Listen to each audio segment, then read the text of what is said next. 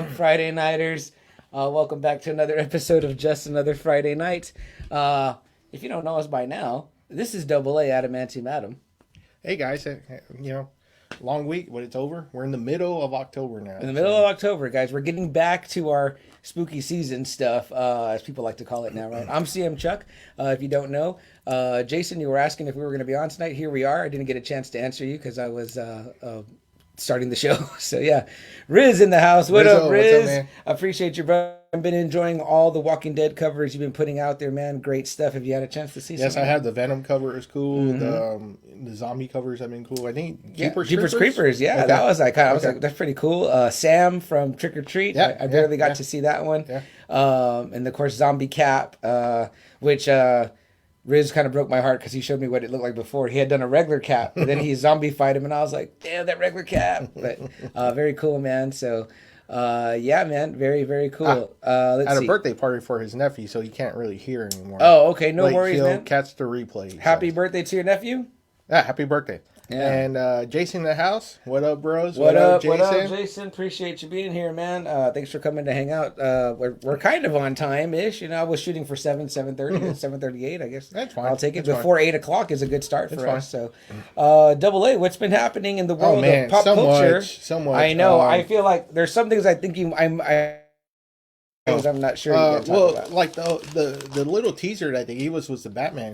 Yes. Little picture. So DC fandom is going to happen tomorrow, and supposedly that's when we're going to see our first trailer of the new Batman movie with Robert Pattinson. So Double A, how does fandom work? Do we just log in and we just watch it? I don't know. Have they done this before? Yeah. Oh, okay. Yeah. Okay. Actually, it's kind of funny because a couple of years back, a year back, like right when we had kind of started the show, we kind of caught on the cusp of when one had just happened, and we did an episode more or less around the time it happened. I can't remember what the big news at that time was, but it might have been Snyder Cut.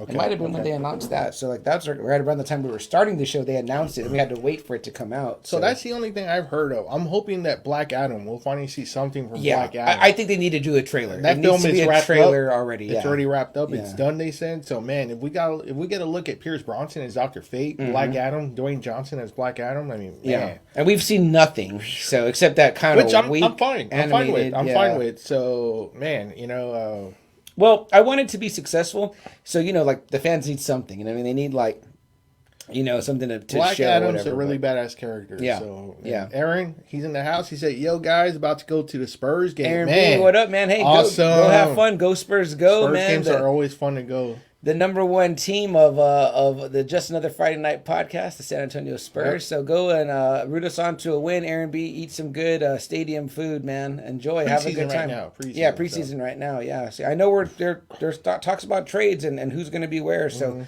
I think that Lonnie and DJ, hopefully they look good, so we can keep those. We just need like about 27 more wins for Pop to become the number one all-time winningest coach. Wow, awesome, so man. That'd be something for the Spurs to have right there. Yeah, I'd love that. I'd love that record.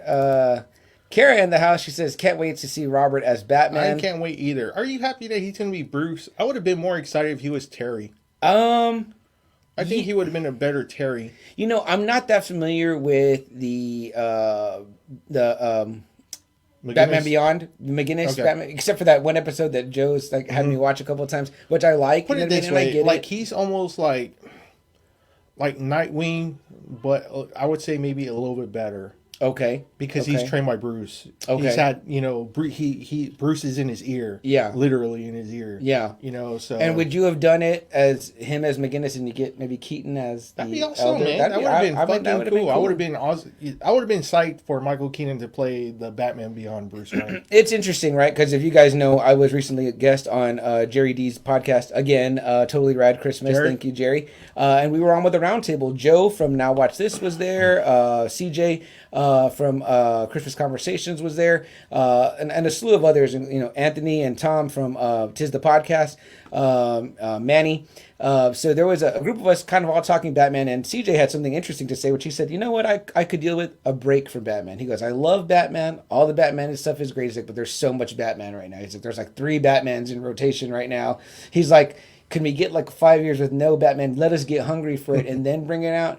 And it's kind of interesting because it's like you bring in Pattinson, you do another Batman, but you don't do anything different. It's still, Bruce Wayne. It's like you said. I think what you're talking about is very interesting. Double A. I would love to. I would have loved. I think Robert would have been perfect as Terry. And it would have educated people about a new character. And it also, like I said, what a better way to bring in Michael Keaton, honestly. Yeah. You can have him as a fatter role as that mentor figure. And see, as it stands now, since we are doing Pattinson as Bruce Wayne, it's like, if they ever do that, you got to cast yet another Batman. So it's like, you're getting into like this. Well, Batman is in deeper water than Spider-Man territory. You know what? DC has always been pretty confusing about all that shit anyway. Right. So it's just part of their history. So well, it seems like both universes are playing with multiverse now. But Marvel at least isn't doing it like where there's like a shitload of Batmans. Like, right. You have Ben Affleck still roaming around. You have Robert Pattinson now. Michael Keaton. It's kind of like all over the place. Yeah. So. Although we say that on the cusp of potentially having all the Spider-Man in one. All the Spider-Man, but that's like the only one. Yeah. Yeah. See, to me, a more interesting thing to do is to bring in the Miles live action. You know what I mean? Which we may very well see. Miles or Miguel. Yeah. Those will both be cool. And the way that Tom Holland's kind of talking, right? I know. Again, I was like, come on, man. Okay, maybe we are. But to me, I'm like, maybe if that's how it we ends. Could give up already. Like shit. Like if I was Marvel, I'd write Tom Holland for another good 10 years. I mean, it seems dude's like in his 20s, right? Well, he says that it's the end of the Homecoming trilogy. Okay. He feels like, but Sony has already said that him and Venom will meet. You know what I mean? Is that for the Marvel movie or is that for their Sony? Movie? I don't know. But I think Tom Holland still got some legs in there. I mean, does he not want money or he's what? only like 20 something. Yeah. Roxy in the house says, "Hi guys, what's up, Roxy?"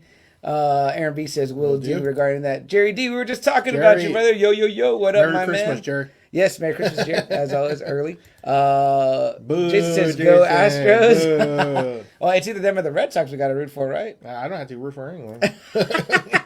Yeah, all right. I mean, you know what I like about the Astros is that people call them cheaters, and that's what they call my Patriots. And I'm like, see, now there you go. They actually got caught. Yeah, that's true. They're cheating too. They actually got caught. So the fucking signals, everything. Yeah. I don't totally hate them. I just kind of have a thing against Houston teams, but whatever.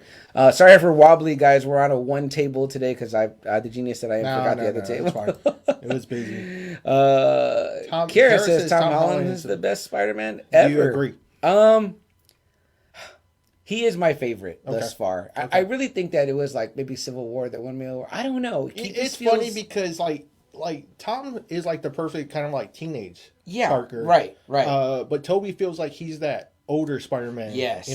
I get you with that for sure. He's the one I want to see if they ever do Craven. I want to see the Toby Spider-Man. Like the married to Mary Jane already Spider-Man working as a teacher at NYU. Yes. Yeah, I could definitely see that. Yeah. And I did not dislike Andrew Garfield. I thought he was really great, He was really good in the first Spider-Man. Well, I mean, he's good in both of them. Mm-hmm. It's weird because I do like that first Spider-Man. It's weird, but him, he's my third. I like the way he kind of looked in the costume. I did too. He looked like they really tried going for the McFarlane kind of Spider-Man. Yeah, I think so. It was a cool costume also, and I love the Gwen. They went with the Gwen story. I love that as Gwen. Mm-hmm. That was perfect. Yeah. All right, let's see what else here. Jason says they better than them cowgirls. All right. Speaking of, we're up against each other this week. Yeah, we head are. to head. Yeah, we are. Me and Double A go head to head. Now, man, the Cowboys are in a fucking row, man. Yeah. So. But we barely eked out a win, so it's going to be interesting. Well, no, you guys didn't. You guys lost to Tampa. Right? No. Yes, but last week we won. Oh, last week. Yeah, okay, I forget who we played.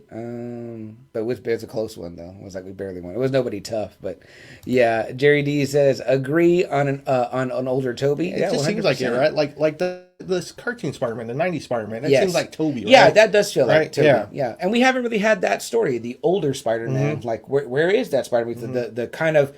And if they ever do that Spider-Verse, I mean, he'd be perfect for that one too, right? Yeah. Give him a little scruff, you know what I mean? And have that more weary, battle-hardened Spider-Man. I think that'd be an excellent story to tell later on. Yeah. So, great stuff. Jerry, while you're here, man, love doing the episode. The Batman episode was super fun. If you guys get a chance to listen to it, extra hilarious. Again, totally rad Christmas. the most recent episode, I believe. Jerry's pumping him out right now as he records. Yeah, man. Yeah, Jerry, man, you're going crazy right now on the episodes. It's like every now and then it's like a new episode popping up. I'm like, oh, and shit. he's guesting everywhere too. His guest network. Yeah, they do say that Jerry is known as the man to every podcast. And Jerry, you will be on this show. We just haven't figured out when and how we're going to do it yet. Yeah. But for maybe sure, November. Yeah, would love that. Maybe right before your busy schedule. Yeah, in December. Or maybe if we finish the second half of Revelations, I'd love to have Jerry talk He-Man with us. Jerry, are you all caught up on He-Man? That'd be good. Yeah, I think we missed some opportunities to have Jerry on some 80s stuff and He-Man stuff, so I'd love to hear him his thoughts on the new Jerry series. Says, sweet, can't wait. I know Jerry keeps up on his other stuff. It's not just all Christmas all the time. So, or even the Hawkeye series is supposed to kind of take place during that too. So I don't know. I'm sad now. What if it's over? So Wednesday I had nothing to watch and I was like down. It was weird on Wednesday. The new Halloween movie is out today, so something to look forward to. Did you catch Bond yet? No, I haven't. Okay, I haven't either. So yeah. Will you catch Halloween? Yeah, I want to see that one. In theater? Yeah. Okay.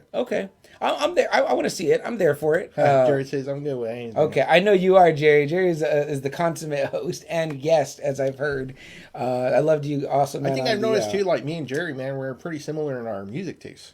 Is that right? Like he seems like he's a big Fleetwood Mac fan. Mm-hmm. I love Fleetwood Mac. So and he's a musician himself, and Jerry's music is by him.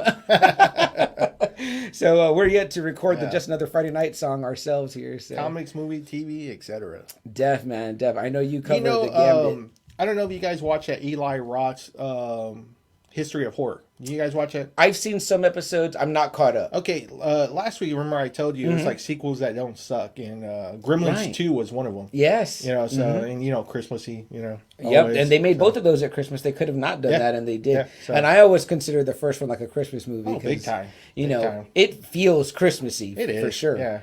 But Jerry says he's digging the love. Yeah, man, totally. And he says, "I'll write y'all guys a song." There we go, Jerry. I'll put that on the front of the show right there, man.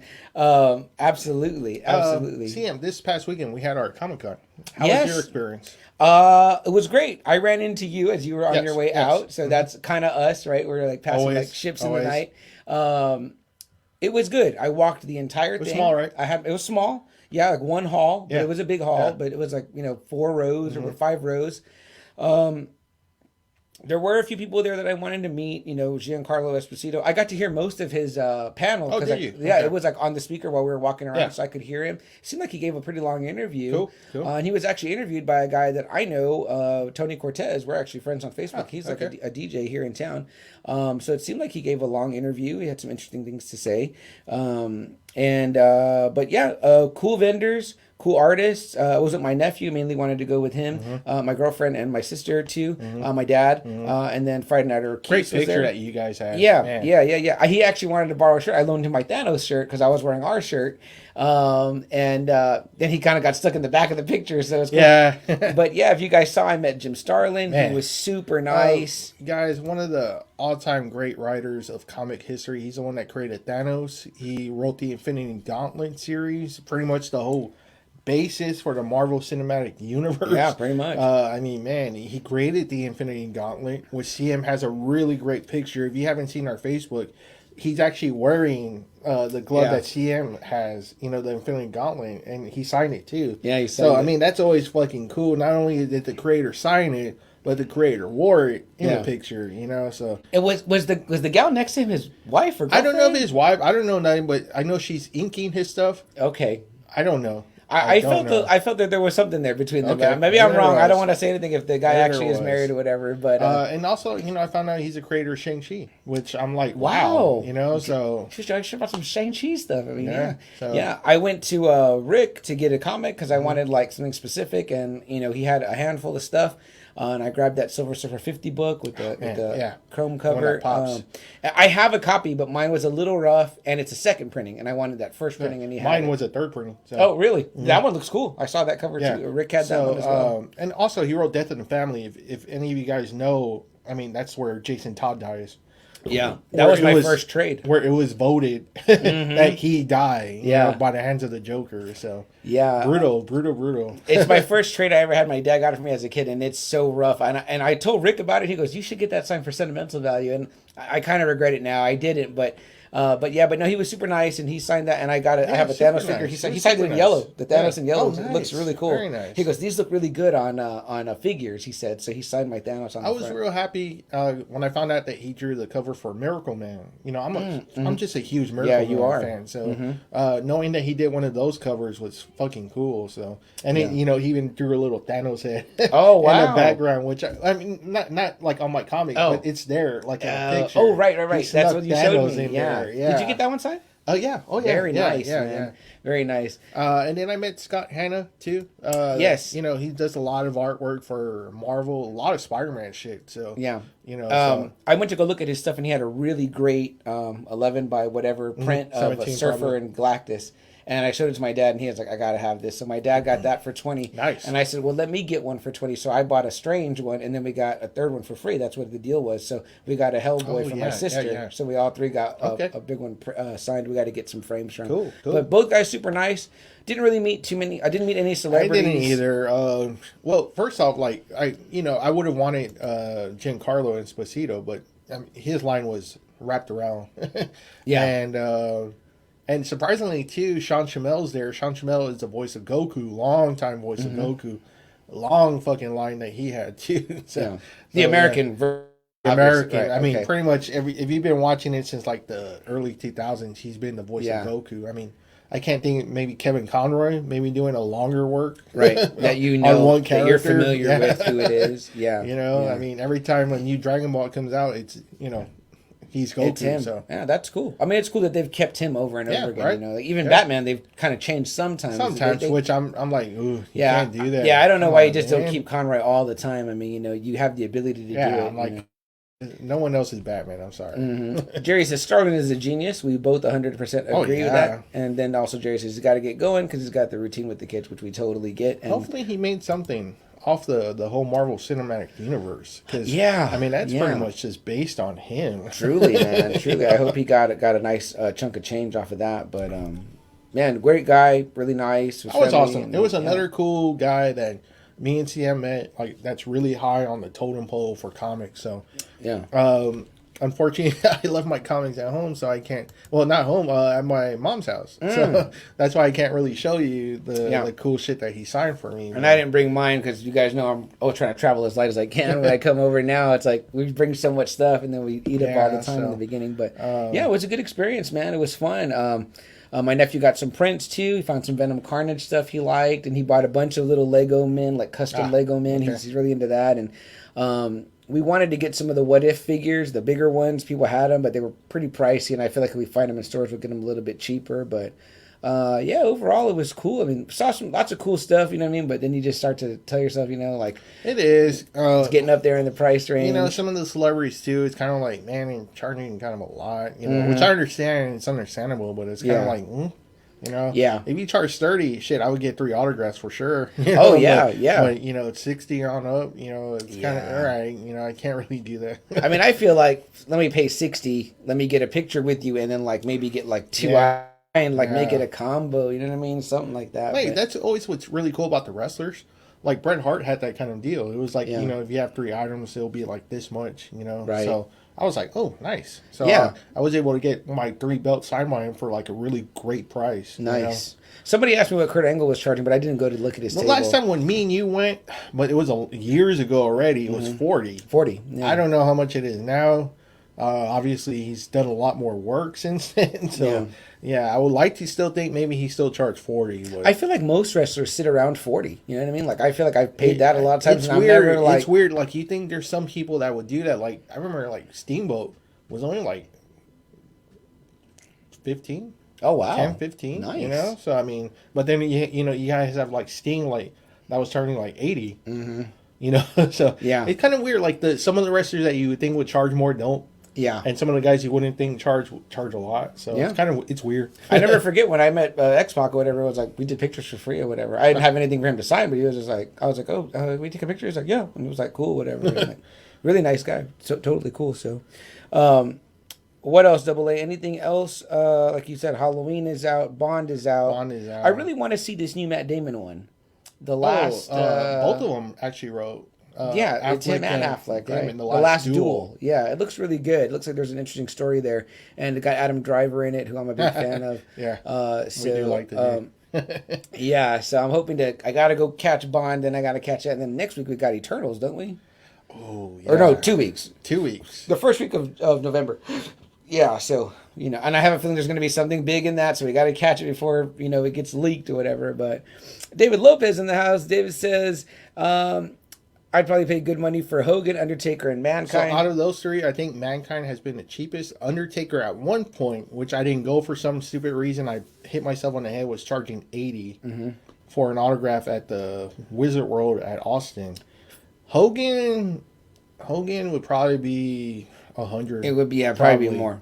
I am blessed to have Hogan autograph and picture for free. But that was super the dumbest backward look. But from the prices I've seen with him, it's a little over $100. Taker, like I said, years and years ago was $80 for an autograph. Yeah. Now Taker's autograph, I have it on a little 4x10, 4x8. But have you ever seen his prices? Like I know he 80 really sounds done. exactly right. Okay, 80 sounds right. And I remember remember you got me mix. How much was he charging when you got me mix?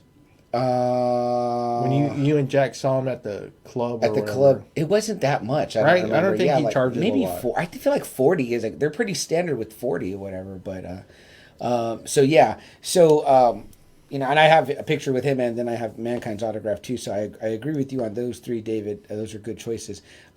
Taker, I don't think I'd pay for the autograph because I have the one that came with one of my games. It was an autograph, like I said, an 8x. It's a picture of him kind of in the robes. So if I met him, I would just try to pay for the picture. The only one I would get is obviously my WWF belt. Oh yeah, that's the one definitely. I would get. Oh man, that'd be great. He says, have y'all tried Cameo app to talk to celebs? Haven't. We looked into it. We did look into it to see. They're pretty specific about things you can and can't do. Like we couldn't tell them to shout out the podcast. Yeah, because they didn't say they didn't know what we represent. Right. We could be here talking about crazy shit. I have looked into it. It's pretty much he just kind of like it could be for anything. It's a motivational speech, a happy birthday, even a fuck you to somebody. You pay them that, and they'll pretty much tell their whoever you want to tell fuck off to fuck off. Nice. I think it's kind of like where do I start? And I think it's all there. Like you kind of put whatever it is, and then you kind of write down what you want, or more or less you're kind of giving them a script, kind of like, okay, so I really don't like this dude, or you know what, this dude's like, it's his birthday, he's a big fan of yours, just. Can you say something like for that? So yeah, I had looked into like the Kevin Smith one because I think he was doing, but he was charging like $300. A lot of them charge a lot, man. So that's always kind of what always stopped me. I'm like, never mind, And then I wondered too, like, how do I get that clip? Like, how do I get it where I can have it? Like, can I use it in my show? I think that's the thing too, right? I don't know. I'm sure there's certain rules or whatever. Because I thought about getting one for my brother, from like a boxing. Legend, from like Larry Holmes or something, but the prices are always kind of high though, man. So it's kind of like, is it worth it to pay $100 just for you to show him, and then after that, okay, it's done. Yeah, what a unique gift though, right? Double A. I don't know if you remember, but do you remember when Billy D. Williams came to that con that was on Marbach? Yeah. He was recording on people's phones. Yes, he was, and he did that at the Comic-Con too. I told this story on Jerry's podcast when we talked about Batman. We were talking about the Colt 45. Well, I was saying that we were kind of all talking about we wish you would have done Harvey Dent again, but then I brought that story up, and I was like, I had just talking about Billy D. jogged that memory of mine. But do you remember that? I mean, do you remember what he was charging for that? That was it was cool. Like $100. Yeah. But we were saying, we're like, gosh, imagine you switch phones or whatever. That was back in the flip phone days, probably. And there's like a lot of voice actors that do that too, from what I've seen. Like really? Doug Jones actually had that at his table. No kidding. I didn't realize that. Yeah, so. I wonder what voice he would have done. I don't know, because I was like, I don't. I would have got Surfer, maybe, But he doesn't do Surfer. That's right. It's Lawrence Fishburne, right? Yeah. I was going to say, because some of them don't talk, you know what I mean? Yeah, that's what I'm like Abe Sapien, he's not that voice either. That's what I'm saying. I'm like... Shape of Water? No, he what are you doing? Yeah, so... Oh, you know what? I would have got him as that Count from What We Do in the Shadows. Oh, okay. Maybe that's what it is. Then. Yeah, I'm sure that there's some of those voices are his own. Speaking of voices, tomorrow at Traders, I saw the original voice of Charlie Brown is supposed to be there. Really? Yeah. How interesting. Yeah. Very cool. Yeah. You can go with Charlie Brown and just go like, wah, wah, wah, wah, wah, wah, wah. I would love to meet the Charlie Brown voice guy. That'd be pretty cool. Yeah. Okay. I mean, I don't want to pay a lot for it, but, like. I would hope he wouldn't. Come on, man. I mean, like, but that's neat. It's pretty neat. I did see something interesting. I don't know if we have time for it, but we do.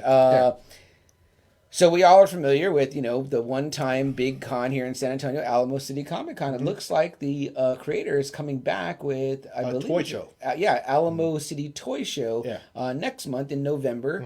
And if you buy a ticket for that for $20, you're going to get the other two shows he's doing, which are both in February. One sounds really neat at the beginning of February, a retro gaming show. So that sounds kind of cool. I'm guessing like NES, Super NES, Genesis, stuff like that. And then I guess like a part 2 to the toy show. So me and my sister are talking about we want to take my nephew to go. Kids under 12 are free, so that's pretty cool. So I think I want to check that out. I guess it'd be like his comeback show. So maybe we'll see what happens there with that. But I just like more shows, chance to interact with other vendors, and people will take comics out there. They'll probably take everything. Well, not this Saturday, but next Saturday, and I'll probably repeat this again. But I'm going to Ekman's. Oh yeah, Shrine, definitely. So, that's it. Yeah, we're gonna go too because my nephew really wants to go. He saw a lot of stuff at this one. But I don't think he saw as much as he did. It's going to be the same vendors, pretty much, so he'll have a chance to go see him again. Well, there's definitely one guy that I want to hit up his boxes again if I get a chance to. Okay, that me and Gabe had some wins at when we were at his boxes before if he's there. So, what else? Real quick, man, the boxing fight, epic ending to that.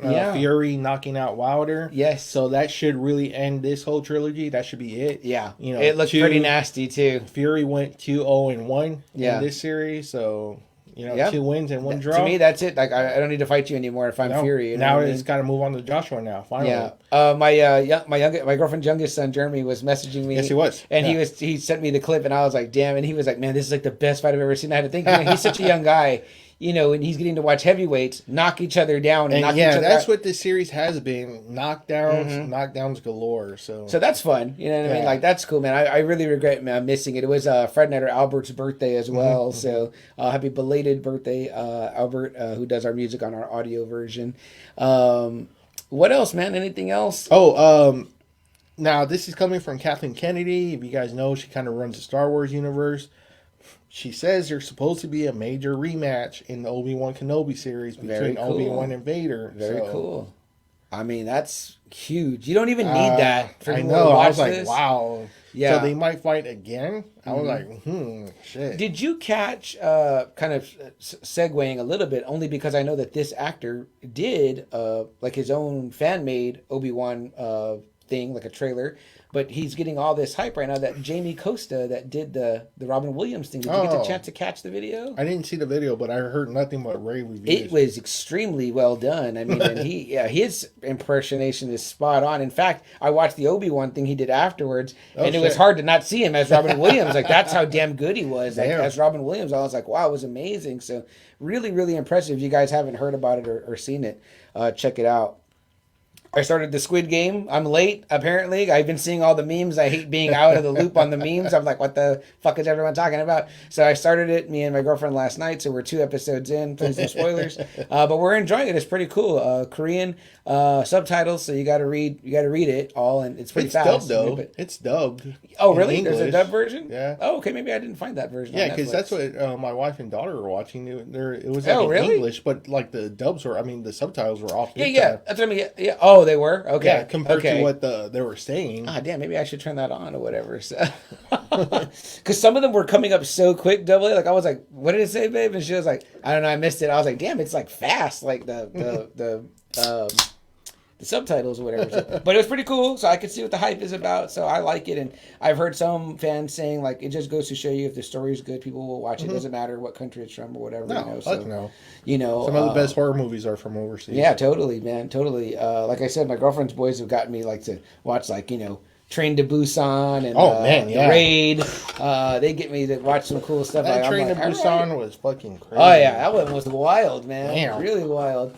What else? Double A? Anything else big in the world of pop culture, comic books, movies, TV that we want to talk about? No, that should all be coming up in the next few weeks. Hawkeye in November, Eternals in November, Spider-Man in December. So, I mean, the fandom, the DC fandom tomorrow. I know we're going to get some good DC stuff out of that, and we'll be talking about that next week. So, I mean, everything's just coming around the corner now. You know, we just got to finish up October, finish up our Halloween stuff, and get ready for more Marvel and DC action, man. Yeah, absolutely, man. And then there are other companies that want to bring some cool stuff out. We're ready for that, too. Yeah, Image. Yeah. Shit, Image is killing it, too. I want some Spawn stuff, man. I want to see it. Walking Dead. Tales of the Walking Dead. Yeah, Tales of the Walking Dead. Yeah, talk about that a little bit. Yeah. All right, guys, we're at that first break, so we'll go ahead and take a quick pause for the cause here, and then we'll read through some more comments. So come right back and get into the topic. All right, guys, no, we don't go anywhere here on Facebook Live with you. We stay chit-chatting. I appreciate some people that jumped in and popped in on the early stuff there to come and say what's up and hello. Double A, I want to ask you about something. It's controversial, and maybe I should have brought it up earlier, but obviously the Superman son news was big, right? Thoughts or opinions on it or whatever? I don't care. Okay. Yeah. I kind of feel the same. You know what I mean? I'm like, I really don't give a shit. It's if you guys know the news or whatever, was that Superman has a son in the comic book world, Jonathan Kent, and they announced that he's bisexual. It happened on Coming Out Day, and it was like big news. And like not that long ago, they had just did that Tim Drake was bisexual. Yeah, Tim. Yeah. So there are some people are divided. They're fictional characters. They're fictional comic book characters. I really don't give a shit. Yeah, you know what I mean? So, and again, too, it's like, I don't really read superhero comics for their sexuality, so it's And I'm not a big fan of Robin anyways. I like Tim Drake, but I'm not a big fan of his. Yeah, I like Tim Drake. I'm fine with Tim, and I always said if you want to see, like some brutal stuff with Tim, like, see, the Batman Beyond movie, The Return of the Joker. That one's pretty fucking brutal, what happens to Tim. And then, who is it? John? Oh, John Connor, or what's his name? Connor? What's Superman's son? Jonathan Kent.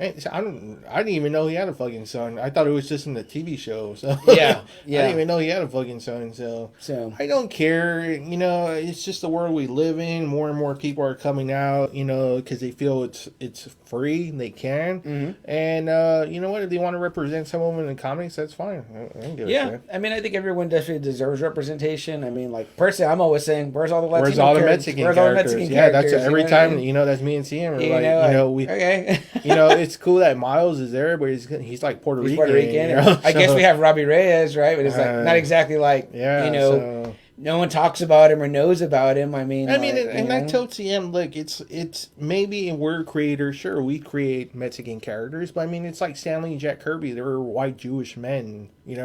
What kind of characters do you expect them to create? It's like any creator. You make the guy kind of in your image because you're like, oh, I wish this was me. I wish I had superpowers. You had a black creator, you'll probably get black characters. If you had a Mexican creator, you'll probably get more Mexican. You have a female creator, you'll probably have more female. So it's probably just because it's easier for the creator to write and how you are, I probably couldn't write in an African American's voice. I probably couldn't write in a female voice, So. You got to give Todd McFarlane credit because when he created Al Simmons and Spawn, it's like he made him a black guy, and it was like and now Spawn's a black guy. You don't see anybody revamping Spawn as like, what about if Spawn was white? You know what I mean? Like, which they did for Terry though. In the Spawn movie. Yeah, that's true. they made Terry a white guy, right? I guess they felt like, we didn't want too much of a black cast. And they made Chapel into a white woman. That's right. Jeez, they really fucking... It was Jessica Priest, not Chapel. They screwed the pooch on that whole I was like, man, there. Really? Chapel? You fucking left Hopefully out they Chapel? get all... And I'm like, what? Why was that? Like, that's his. I don't like, know. Doesn't he own all that? I was like well, no. Chapel is Liefeld's character, right? But, which, he's made that more of a Spawn character. Yeah. And I don't think Liefeld really gives a shit what he does with it. What he does. They're with cool, Chapel. right? Like they're cool they with are. each other. So because he still uses Chapel. Yeah. So obviously they have to still be all right. Not like him and Gaiman. That one just fell through the cracks. Yeah. Yeah. If we get this Spawn movie with Jamie Foxx, I'm hoping. Golly, I hope this is going to be another movie that's going to take years for this shit. Treat it right. You know what I mean? And get a good Chapel, please. Get a good Chapel. Yeah, for sure. Man, that's such a big part of the history of Spawn. That whole betrayal. So I love so much. the guy that we just were talking about in our Watchmen episode, whatever that was, Dr. Manhattan or whatever. He's so great. Great actor. I don't have it up, but I got Young Blood 1 just because it's Chapel's first appearance. So or even what's his name too, Mahershala Ali, who's going to be. I mean, he's going to be Blade, but I mean, like he's another great. There's so many like. Who would be a good Chapel, man? Someone that's kind of like big, like a buff guy. Yeah, because Chapel's big. Chapel's a big dude. Let's not bring out Rampage Jackson. Jamie Foxx is actually a really good Al Simmons. He's like short, but he's a pretty bulky dude. He can get in shape, and he's going to probably be in shape. He always looks good. He always looks good. Man, who would be a good Chapel? That'd be interesting. That's an interesting one. Give us some casting thoughts on that, guys. Because I love Chapel, man. Badass character. I mean, to be honest with you, I feel like that HBO series was really fantastic. I mean, if you guys have HBO Max, check out the Spawn series. And I couldn't believe it when Will told me who the voice was, that he was the dude from Devil's Advocate. I was like, man, he's Chapel, the other attorney. Oh wow! No shit, I didn't realize that either. Like, yeah, that's Chapel. Oh, pretty cool. Pretty cool. I didn't know that either. Yeah, obviously Keith David is. He's fucking awesome. He's Al. You know what I mean? Yeah, and it's like wow, that too. Man, it's like this older guy, or whatever. But man, he kills it, man. I went back not that long ago and watched some of those episodes, and I was like, damn, this shit still stands up. I mean, cool animation too, and it was a little bit more like rated R than even the comic. You know what I mean? I was like, all right, there's like a lot of shit going on here. So, not for the kiddies, that one. Oh, fuck no. I'm not even sure I was supposed to be watching. Yeah, for sure. I was like barely in the double digits. HBO was doing the thing on that for sure, man. But I've always said it's because of that cartoon that I bought my very first issue, which was Spawn #1 at Collector's Authority from Mario and Pete. So very cool. And that's always... a cool story for me to share. Yeah. I know Mario really liked that when I told him. And it's true. It's a true story. I saw, I was in the Yellow Pages, I called up all these comic book stores. I was like, man, do you have Spawn #1? Yeah, Spawn #1. And I called, this place called Collector's Authority. And, I was like, yeah, we have it here. And, it went, my brother took me $20 on the wall. $20 was, $20. Yeah. And, let me have 1, 2, 3, whatever that was issues a lot that of money back then. And it was my birthday, so I was like, all my birthday money went there. Boom. Very cool, man. Very cool. That is a great story of the old Collector's Authority. And speaking of cons, Mario was just at New York City Comic Con. So anybody want? I would love to hear stories that he has from that one. Oh yeah, he got some great bits. By the way, too, he did put up another posting on his Facebook, Authority Comics. He's selling a lot of great statues, like Halloween statues. He's got Herman. He's got Lily. Great fucking statues. He's got an Elvira statue. That fucking looks awesome. Gene Simmons. Casper. My mom liked the Casper. She loved the Casper. She thought that was pretty cool. Man, there's some other great kind of like Halloweenish kind of statues. I can't remember. I can't even remember either. But yeah, it was a very, very... Go to our Facebook page too if you can't find Authority Comics. We shared it on our page too. So. Yeah, check it out. Check out Mario's page, Authority Comics. Give him a like, follow, share it if you get a chance, because they've got Mario's got what you need when it comes to statues, graded books. Like I would love that Herman and Lily. Oh yeah, man. Yeah. I love that Elvira, man. That was that's awesome. And I saw too that it was like she endorsed that one too. It says something on the cover about her endorsing that Elvira statue. So. Nice. Yeah, always great stuff over there with those guys. I got to see Rick. Well, I mentioned that. I got to see Rick at the show, so that was cool. Rick's Comic Crypt. We're hoping to get him on the show one day, hopefully. That'll be awesome. Rick's another fantastic dude that, man, you can buy so many great Silver Age comics from him at a really, really cheap price. I mean, golly, you look in the boxes and you'll find like key issues that you're like, how come this isn't on the wall? Yeah. I mean, he's always been that way. He sells them for really good prices, and he's always pretty much the first guy I go to, and I always pretty much blow my money on his stand. So. I went to him, like I said, I knew he was there. Everyone was kind of taking a break, sitting down, and I said, let me go talk to Rick, because it's going to, when I talk to Rick, it's going to be a conversation. Man, number one, he was doing great. He had lines, and I just said, Rick, give me something cool for Starlin', and he brought me a stack. I went through it. He was like, tell me what you want, and we'll talk about price. And I was like, really, I just wanted one cool book. You know what I mean? I already had brought my version of that Surfer, but I was like, I'll get this one or whatever. Of course, I would have gone with Infinity Gauntlet #1 had it been there, but it wasn't. I mean, it wasn't. So, but I got to try to land me a copy of that if I can, just to have, for in the event of another meeting with Jim Starlin. Very cool, though. Very cool. So, yeah, guys, Rick's Comic Crypt. I got to get them a little banner written up here and throw that up. Yeah, which we've also shared multiple times on our page too as well. Yeah, if you go to Just Another Friday Night. So. And Rick's out there grinding all the time. All right, Double A, what do you think? You ready to get into it? Yeah, let's go, man. Let's get into this. All right, it's let's a personal favorite of ours. Yeah. All right, guys. Let me get the recording started here.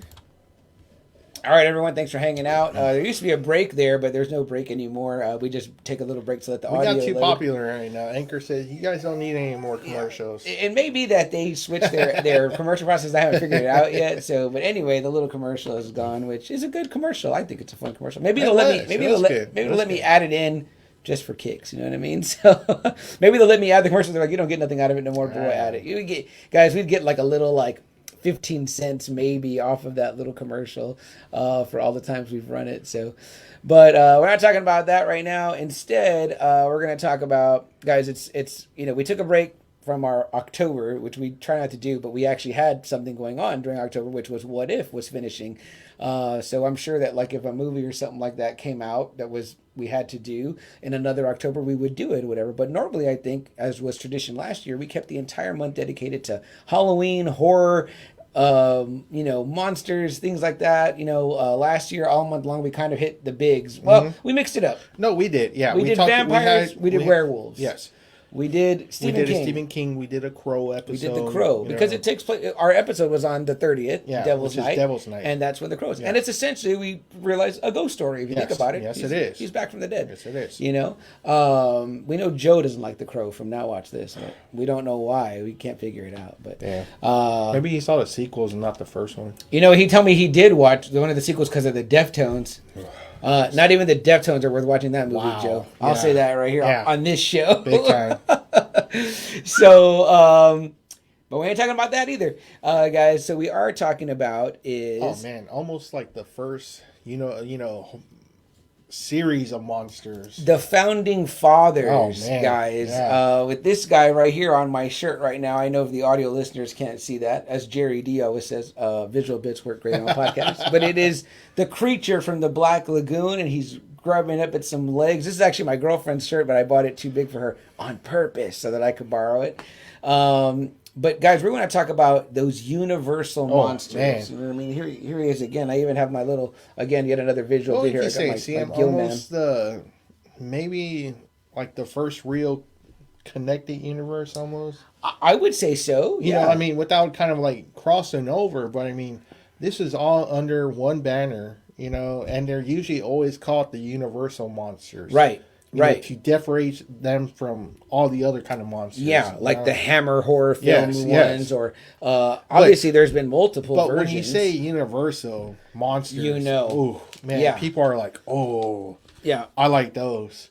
Yeah, because there's a lot of different movies within this realm, guys, but we're going to kind of focus on the first ones for each, and pretty much the main ones, I would say. So run it down, Double A. Who do you count in that? Obviously there's Dracula, the Wolfman, the Invisible Man, Frankenstein, the Bride of Frankenstein, the creature from the Black Lagoon. That would be it to me. The big, the big six. You know what I mean? That's those. And then there were sequels of each. And I learned something interesting about when it regards to the Mummy. Did we say the Mummy? Oh, the Mummy. So there's the big seven. Yeah, sorry, we didn't say the Mummy. I learned something interesting about the Mummy that's not there. Whatever. You know how I kind of related is was there a monster cereal of you? If you're one of those, there you go. You're one of these guys. Although the monster cereals had Boo Berry and there was no ghost universal monster or whatever. But there again, there was we had the Invisible Man. You know what I mean? So maybe that's where maybe. Ghosts are invisible-ish, kind of. You know what I mean? So okay, but. Double A, it's huge, right? Where do you start? Let's start with Dracula. Iconic actors, iconic roles. Okay, let's go with Dracula because I think it was the first one.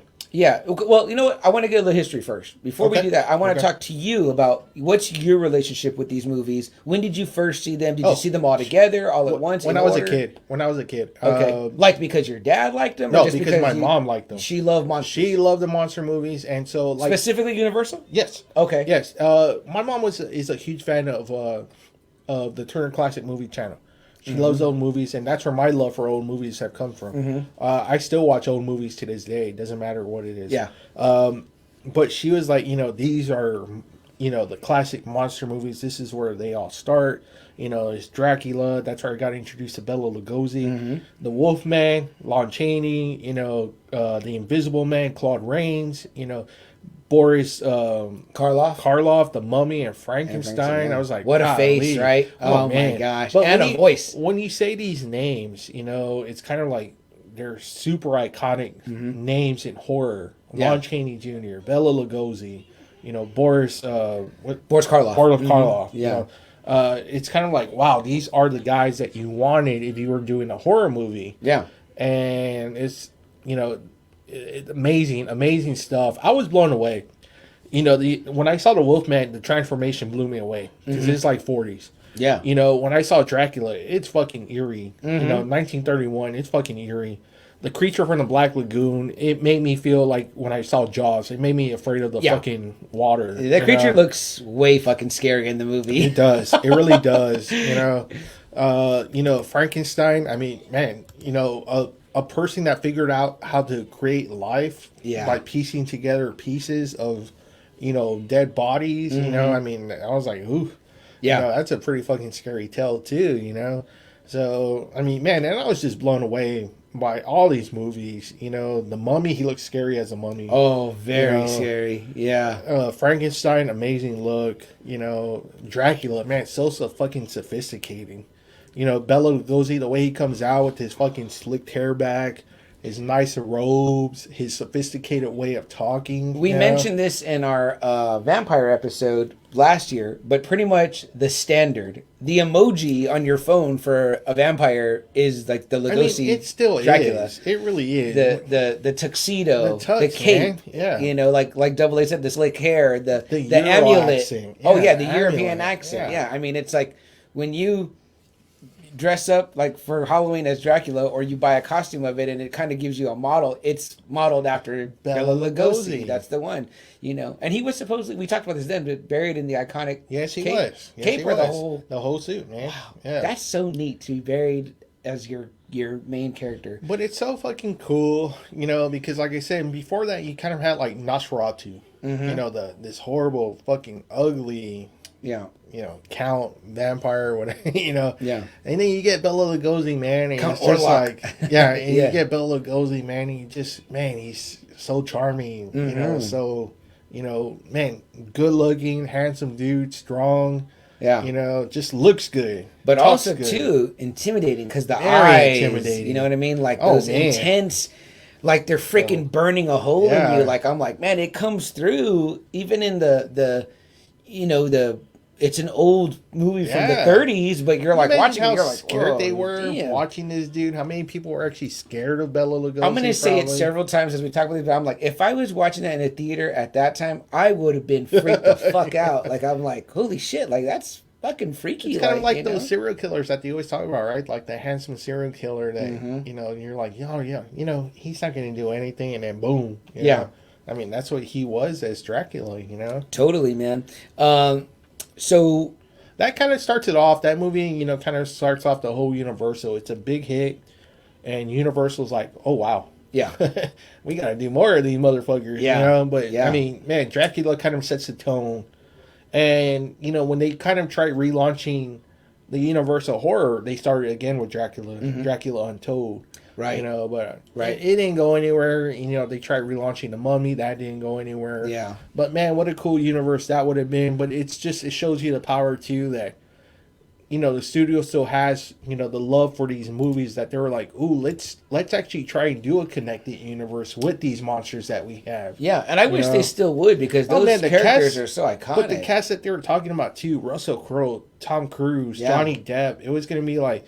Who was Johnny Depp going to be? Did they say? I forgot who it was, but like Russell Crowe was like Dr. Jekyll and Mr. Hyde, you know, which is one we didn't talk about, but it doesn't really get brought up. No, it doesn't, and it's not in the Universal Monsters, but he's still a classic, horror character. For sure. But man, they had so many big names that were going to be the Wolfman, you know, the Invisible Man, Dracula. It was going to be all these big name movie stars, and they're all going to connect. And Russell Crowe does come out in The Mummy. Yeah. You know? And he kind of gives you a little bit of it. Hint. And I was just so hoping that it was going to be a box office hit so we can get more of these, and it wasn't. And they showed that vampire skull in the kind of in the side piece in that one, that modern one. So it definitely would have been, it was a good idea. And that Dracula Untold's not a bad movie. I saw it. It's actually not bad. It's okay. Was the Benicio del Toro Wolfman supposed to be part of that, or was no? That's just like almost like a remake of this one. Okay, same character name, same everything. It was just a remake of this one. The original Wolfman. Yeah. So for me, I'd always known of these because my dad is a big black and white movie fan too, and my mom actually. So they both like those type of movies. They would always bring up the Abbott and Costello ones because they love those. Abbott and Costello Meet Frankenstein is my favorite because that's where it has Bela Lugosi and Lon Chaney in there. And then Vincent Price does a really cool cameo at the end as the Invisible Man. Very cool. But how cool is that you finally had Lon Chaney and Bela Lugosi kind of, facing off. You know? Yeah. I had that movie on DVD. It's fucking awesome. I love it. I need to borrow that one from it's you. Fucking awesome. That is, but just the idea, the thought that they did that or whatever, is like, that's kind of like what we got with What If, where like the main actors are doing the voices of their characters.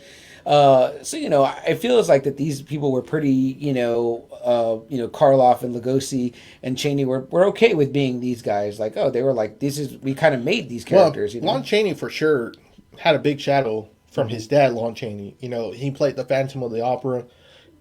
He played Quasimodo, the Hunchback of Notre Dame. I mean, Lon Chaney is considered one of the biggest all-time silent actors that successfully crossed over into the sounds. The talkies. Yeah, his makeup box is considered like the holy grail of like makeup sets. Wow. Because he did his own makeup, he did his own features, everything. Very cool. So Lon Chaney is like senior, a fucking superstar, senior. Yeah. So he had a big shoes to fill, and you know what? This Wolfman gave him that shoes to fill. I did a rewatch, so.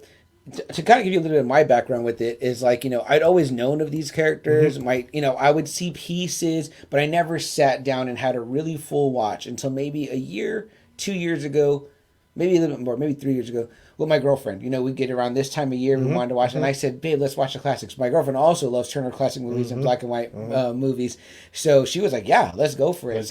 I got to sit down and watch them, and I started with Dracula too, because he's like my favorite, right? I'm a vampire guy. I love vampires. That's right, you are. Especially love Dracula. Yes. And I was like, oh man, it was so good. But I remember being like, wow, it was short. It's about all of 90 minutes. Yes. They're all. I realized that. Mm-hmm. So then I think we did the Wolfman next, because I would probably in my mind rank him number 2. So I watched, and I was like, he's definitely the most popular of the Universal. It was always the Wolfman for sure. Dracula was always seen kind of like as the leader. Yeah, Wolfman was the most popular. Right? Kind of like Leonardo, Michelangelo. Yes. And it's funny because I remember seeing the Wolfman and being like, oh, I like this movie better. I liked it better than Dracula. I loved all the classic lines because I've seen Bram Stoker's the Dracula one. Don't drink wine. Yeah, I never drink wine. Yeah, like all that's there. What's with music? I was like, oh man, but it was so cool to hear him. Now, Double A, Craig, does he even show Fang? There's no Fang in that movie. I don't think he's like a Dracula without like fangs. Eyes, yeah, the eyes. So it's very interesting, an interesting take on Dracula. Everyone says it's vastly different from the book. It's vastly different from the Bram Stoker one. I'm sure it is. The Bram Stoker. When I say Bram Stoker's Dracula, I mean the Coppola version of the movie. Because there's things that are incorporated. I mean, obviously, it gets from Bram Stoker. So, mean Lucy Van Helsing. But the main character is Renfield. Renfield, is the primary. He's like the Jonathan Harker character instead of Jonathan Harker. Why they did that, I don't know. But again, you're really watching it for like Lugosi's performance. And it's fantastic. So then I watched Frankenstein next, because in my mind he'd rank third or whatever. We watched Frankenstein, and I was like, oh, I like this one even better than the Wolfman. I was like, dang it. Well then, but isn't it funny though? Because for a lot of us, we seen like Young Frankenstein. Yes. So like when he sees like the blind man, don't you think Gene Hackman's? Yes. Which is so funny because that's actually in Bride. Yeah. I realized how much of Young Frankenstein came from Bride of Frankenstein, and it made me Even like, like yes, exactly, the hair. I love that one. Bride of Frankenstein is probably my favorite of the Universal and monsters. it's always considered, that's actually one of the, probably the first sequel, I would say, that was always said to be better than the first one. Really? Did Eli Roth talk about it in his... No, it wasn't. It was not that one, but that's always considered one of those sequels that's just way better than the first one. Interesting. Yeah, and it is. And the first one is fantastic. But for me, I was like, wow, when we were done... I mean, the classic line too, right? He's alive. Yes, it's alive. Yeah. The only one I didn't watch, then we watched Creature, which I loved also. Man. And sometimes my dad will want to watch like in the summer. My dad will be like, "Oh, let's watch Creature." I'm like, "Oh, is it because it's like she's swimming?" Yeah. Like, I guess so. They're kind of in a jungle, and so we'll watch it. We just watched it last summer, so I didn't rewatch it this time. What I did rewatch though was The Mummy. And then for my first time, because I didn't watch it last year, was a couple of years ago, was The Invisible Man. Which and I told you, watch it. Which I told you that's my second all-time favorite movie because, man, it's just fucking nuts. It's crazy. It was super good, and you were and I was so happy I watched it, and I was like, because even that final scene is considered one of those classic scenes. You know, yeah, and there's like so much like he's not really Claude Rains isn't really in it because he's invisible. Not until the very end. Yeah, but what a performance! Oh man, I'm like, oh my gosh, man. damn, he's fucking crazy. He's crazy. But let's finish up on Dracula. We started with Dracula AA. So where do you rank it for you? Where does Dracula come in? That's that movie where I like it, but it's pretty much because of Bela Lugosi. It's kind of one of like how we say Iron Man. The first Iron Man, it's all Robert Downey. That's, that's his movie. Yeah. That's the way I would see it. You're not like, ooh, Obadiah Stane's a great villain. Exactly. Ironmonger. Exactly. Like, it's just, you get so captivated with Bela Lugosi, you're just like, damn. Yeah. He does charm his way into you, and he's such an iconic, still the standard for vampires. I mean, he wasn't made to look ugly, like I said. No. Slick black hair, suits that just fit, that voice, I mean, he just grabs you. And, but maybe my fourth favorite, maybe. Okay. Yeah. I have to say maybe you're probably right. It's either got to be 3 or 4, I think, for me, if I'm thinking about it. Because I like 3 movies better than that one. Okay. Yeah, so for me it would be at number 3, but I'm giving a lot of leeway because I love Dracula so much. Yeah. And just, but I mean, man, he, like you said, the standard bearer for so long. I mean, even Monster Squad, that's like a movie that's like gained so much popularity. I mean, he's pretty much based on the Bela Lugosi character. 2 of our good podcasting friends, 3, Now Watch This. Lucky and Joe Now Watch This did a great episode on it. But not just them. I mean, that movie has just like exploded, just like out of nowhere, like the past few years. Yeah. And we always say, and which I heard on both of those podcasts that I heard, is that how great the monsters looked. And they couldn't make them look exactly like because they didn't have the rights to the Universal stuff. But still, right? It's kind of like they still wanted to do a tribute to the Universal, big time. Big time. And that Dracula and Monster Squad is fantastic. And it's a great tribute to Bela Lugosi, I think. Because, the Christopher Lee one is different by a lot. But still, it kind of gives you that same vibes, right? Of still being like the Bela Lugosi, right? Like still slick black hair, still, the Count. Yeah, and they didn't make him like a monstrous. He was except that Christopher Lee has the fangs. Yeah, and the red eyes. Yeah, and which I didn't think about. You know what I mean? Like, really watching this one as this Dracula is, I didn't really realize that Bela Lugosi never shows any fangs or whatever. I mean, which for me, a vampire needs to have fangs. I didn't think about that either. But he's so good, it doesn't matter. You know what I mean? Yeah. But again, I love it. For me, it probably comes in third. But like I said, it's one of those. Movie, but like I said, it's one of those movies where you just get captivated by Bela Lugosi. Yeah. More than anything else. Yeah. And then when like you said, when you hear those classic lines, you're just like, holy shit! It was said by him. That's where it comes from. Yeah, and it's very cool. Very cool. Okay, cool. And if you see over there, I have him up there. From oh, that's right. From our good friend, that we have, Caitlin, from Strangely Rose, Yeah, that's very cool. Up here, AA has got 3 of the most iconic vampires, where it's Count Orlok. She did do a David from Lost Boys that I didn't get. She did barely do that one, so I will put him complete the set. Whenever I see her, I asked her if I can have that David one. Yeah, I know. I need to get those. So I can put him between Bela and Gary Oldman. Yeah, the Double A's got both. The Count Orlok has got the two Draculas, the Gary Oldman and the Bela Lugosi. That's the one she had made at the time. So. And that's cool because they're coffin shaped. Yeah, they are coffin shaped. I like that. So, but yeah, all the standards of a vampire and Dracula funny, though, come right? from Bela Lugosi. It's still considered like Dracula is always considered the number one monster, right? And like you weird, said, right? he's the leader, right? Right. You know what I mean? It seems like it, right? Like every and time. there's that Netflix series. There's Castlevania That's the right. game. I mean, Castlevania. like Dracula. Tomb of Dracula. Yeah, Tomb of Dracula. Vampirella. Dracula is a main character in that one. You know, I mean, like think about it. Like in a way, Dracula's like kind of a Marvel character too because they use that Dracula. And he's kind of dressed up like if you see those old issues, he's dressed up kind of like I think the only way they make it, sometimes I think they give him a mustache or something like that, so he looks a little bit different. But then you even have like the blaxploitation, the spoofs, like Blackula. You know what I mean? It's like that's how icon. And Blackula was smooth too, man. He was a badass. I like Blackula a lot. But Dracula Dead loving it. You know what I mean? Leslie Nielsen. Speaking of like a real spoof. You know what I mean? It's like same guy. Mel Brooks. Yeah, exactly. See, there you go. Young Frankenstein. Young Frankenstein.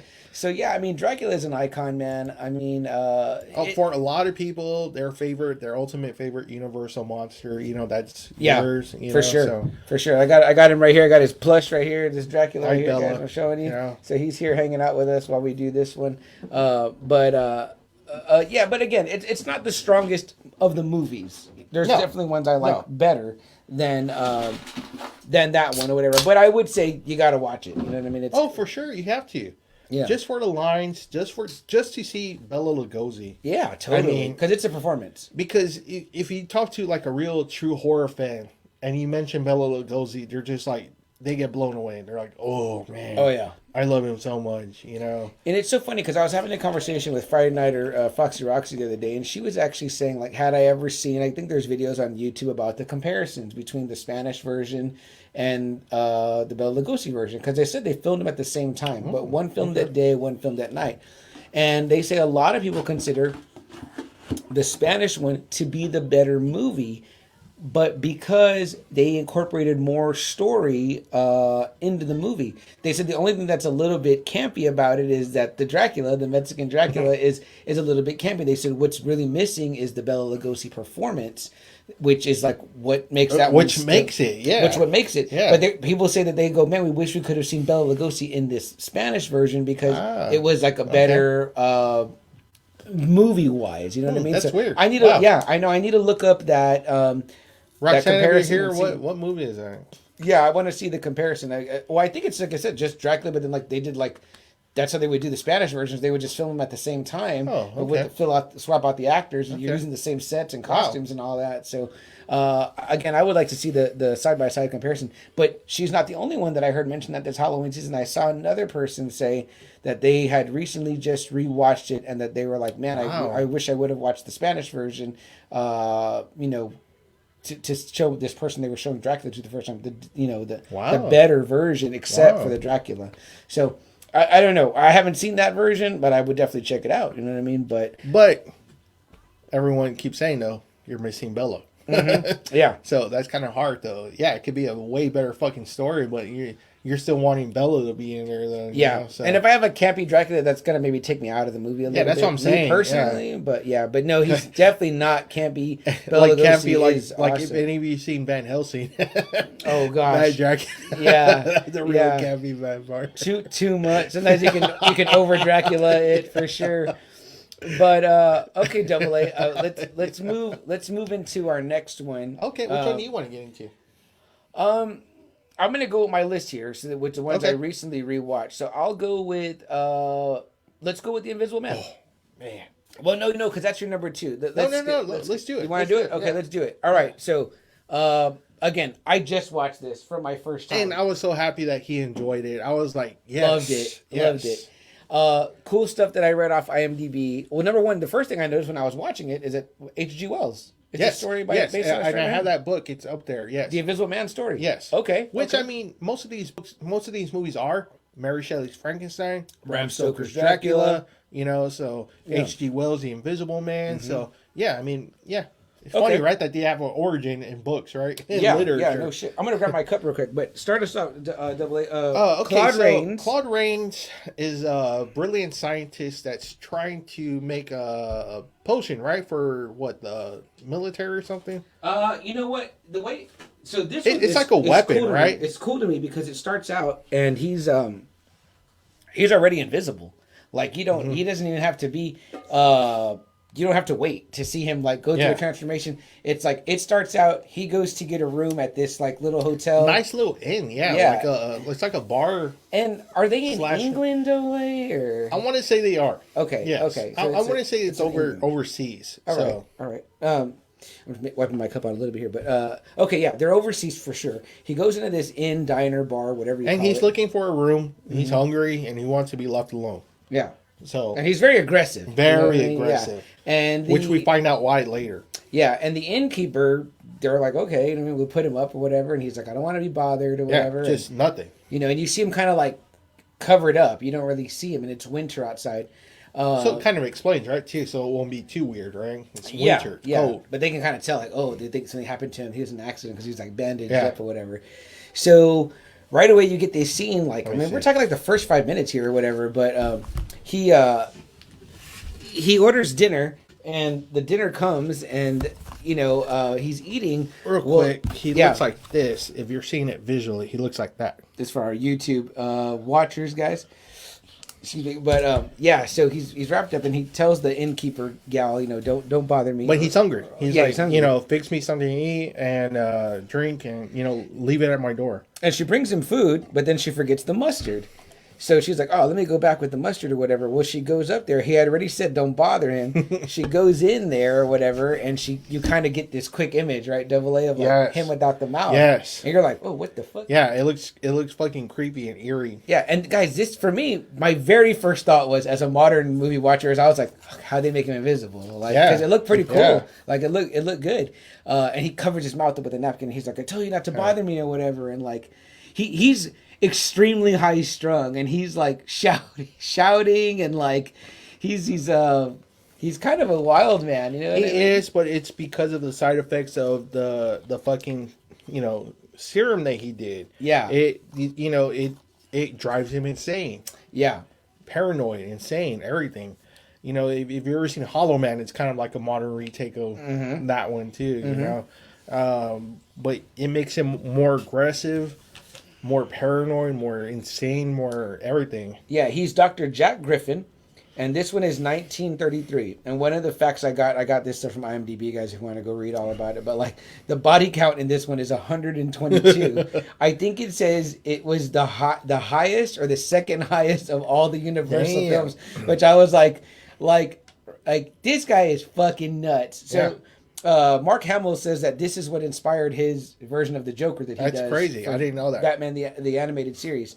The director said that he dressed Claude Rains in black velvet against a black velvet background. Which, man, it's amazing. That simple trick could do that. But it still doesn't make sense to me, Double A, because, like, there's parts where you're seeing through him, and I'm like, how are they doing that? I know. I don't know. It's fucking insane. I need to watch a YouTube video about it or whatever, but it's very well done. It's crazy in 1933 that we're getting these kind of effects that you're just like, whoa, how the fuck are they doing there? Yeah, and then, like, how about, like, early on, right? Like, so he's not being a very good guest, and so the chick, who's hilarious, they said the director had to keep stopping because she kept, like, the way she laughed or screamed would make him laugh, because she's like, "Wah!"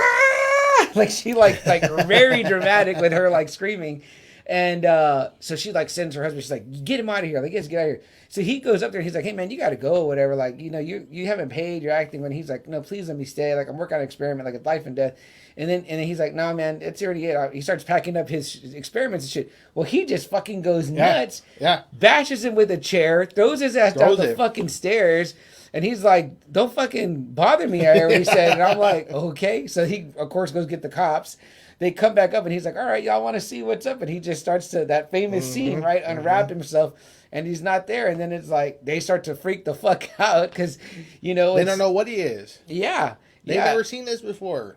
And then he's like telling them, like, you know, try and get me and all this, whatever. Yeah, and he's like, oh, boom. Yeah, he's beating the shit out of him. Like, I remember thinking, like, Okay, so for the most part, Double A, like, don't you feel like with the Universal Monsters, like, you're kind of sympathetic towards them? Yeah. Not him. Not the Invisible Man. He's like a real asshole. Mm-hmm. He is, and like, it's because of the serum that he did. You know, me and my dad were laughing about it today. We had lunch together, and I was like, "Man, Dad, I can't believe I waited so long to watch it." He was like, "It's funny, right?" And he's like, "Well, how about like when he steals that guy's bike?" And I was like, "Yeah, like he's just like a jerk. Like he's like, oh, mind if I use this bike?" And he like takes off. You see the bike going, and then he's like, here's your bike back," and he throws it on them. I'm like, what the fuck? Like, he's like an asshole. And then he goes into his plan, right, with this guy. Remember when he goes to his like old friend and he's like, "Hey, you're gonna be my partner because I need someone to do shit that's visible or whatever." He's like, "But eventually I'm gonna turn you invisible so I can take a break." Yeah. And he's like, "Oh, by the way, we're gonna murder because that's how you do it. You gotta get people scared of you. He's like, we're gonna crash some trains. We're gonna kill people." He's like, "I'll just go behind the conductor. I'll just choke him. Choke him to death."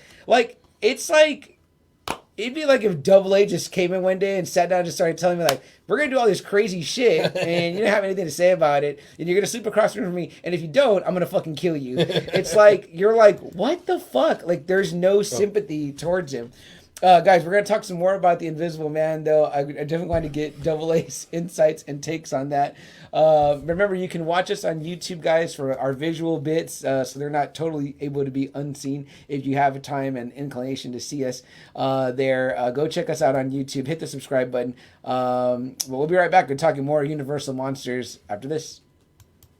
And guys, there's no break even if you listen on audio, but the audio does have to load, and it gives us a chance to read your comments. Looks like some folks popped in here.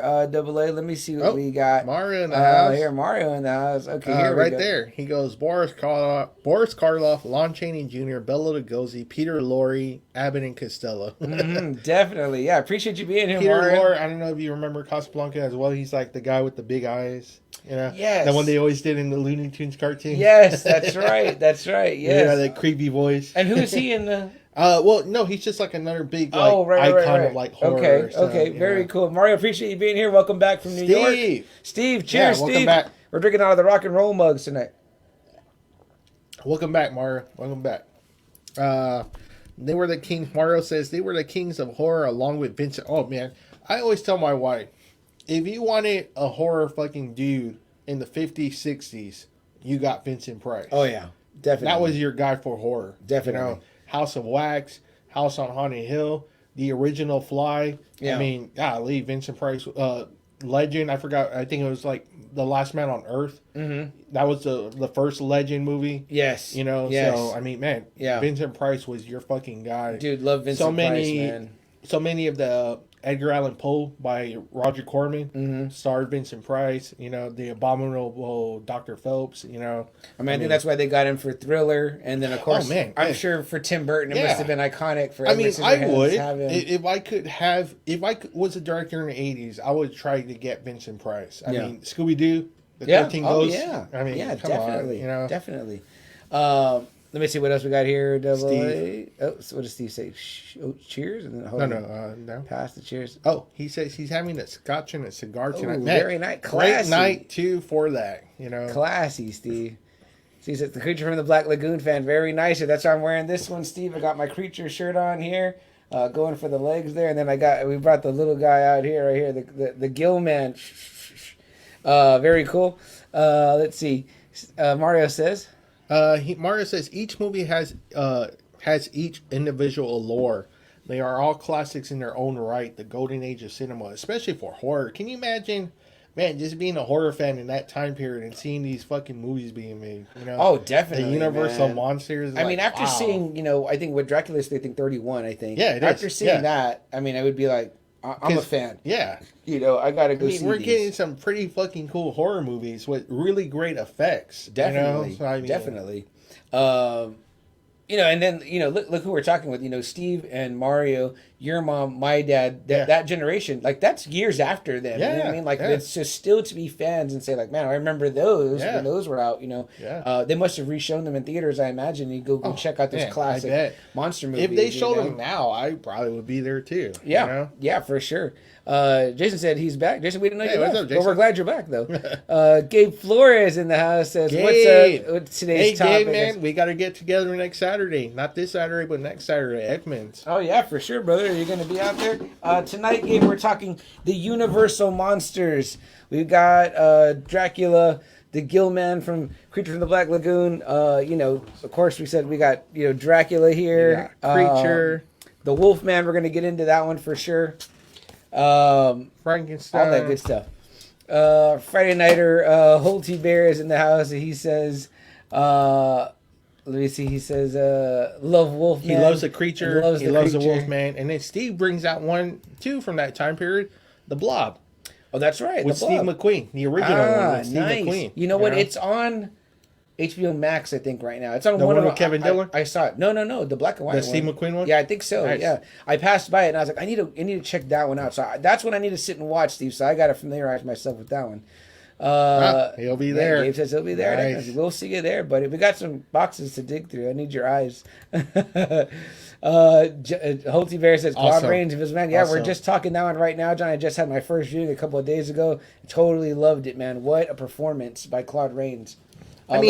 He's like another one that kind of makes that movie, that scary voice that he does. Yeah, totally. And just like we said, right, Double A, like, not in it, not seen in it, but yet gets to, gives this outstanding performance. I was like, wow, I'm really amazed.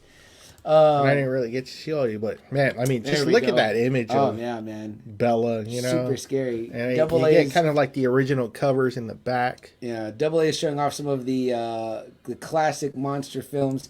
He looks like a pretty sweet set here of matching. Yeah, this is an old set. Like every year, what like really pisses me off every year is that they bring out like a cooler set than the year before. Right. And you're just like, man, what the fuck? Yeah.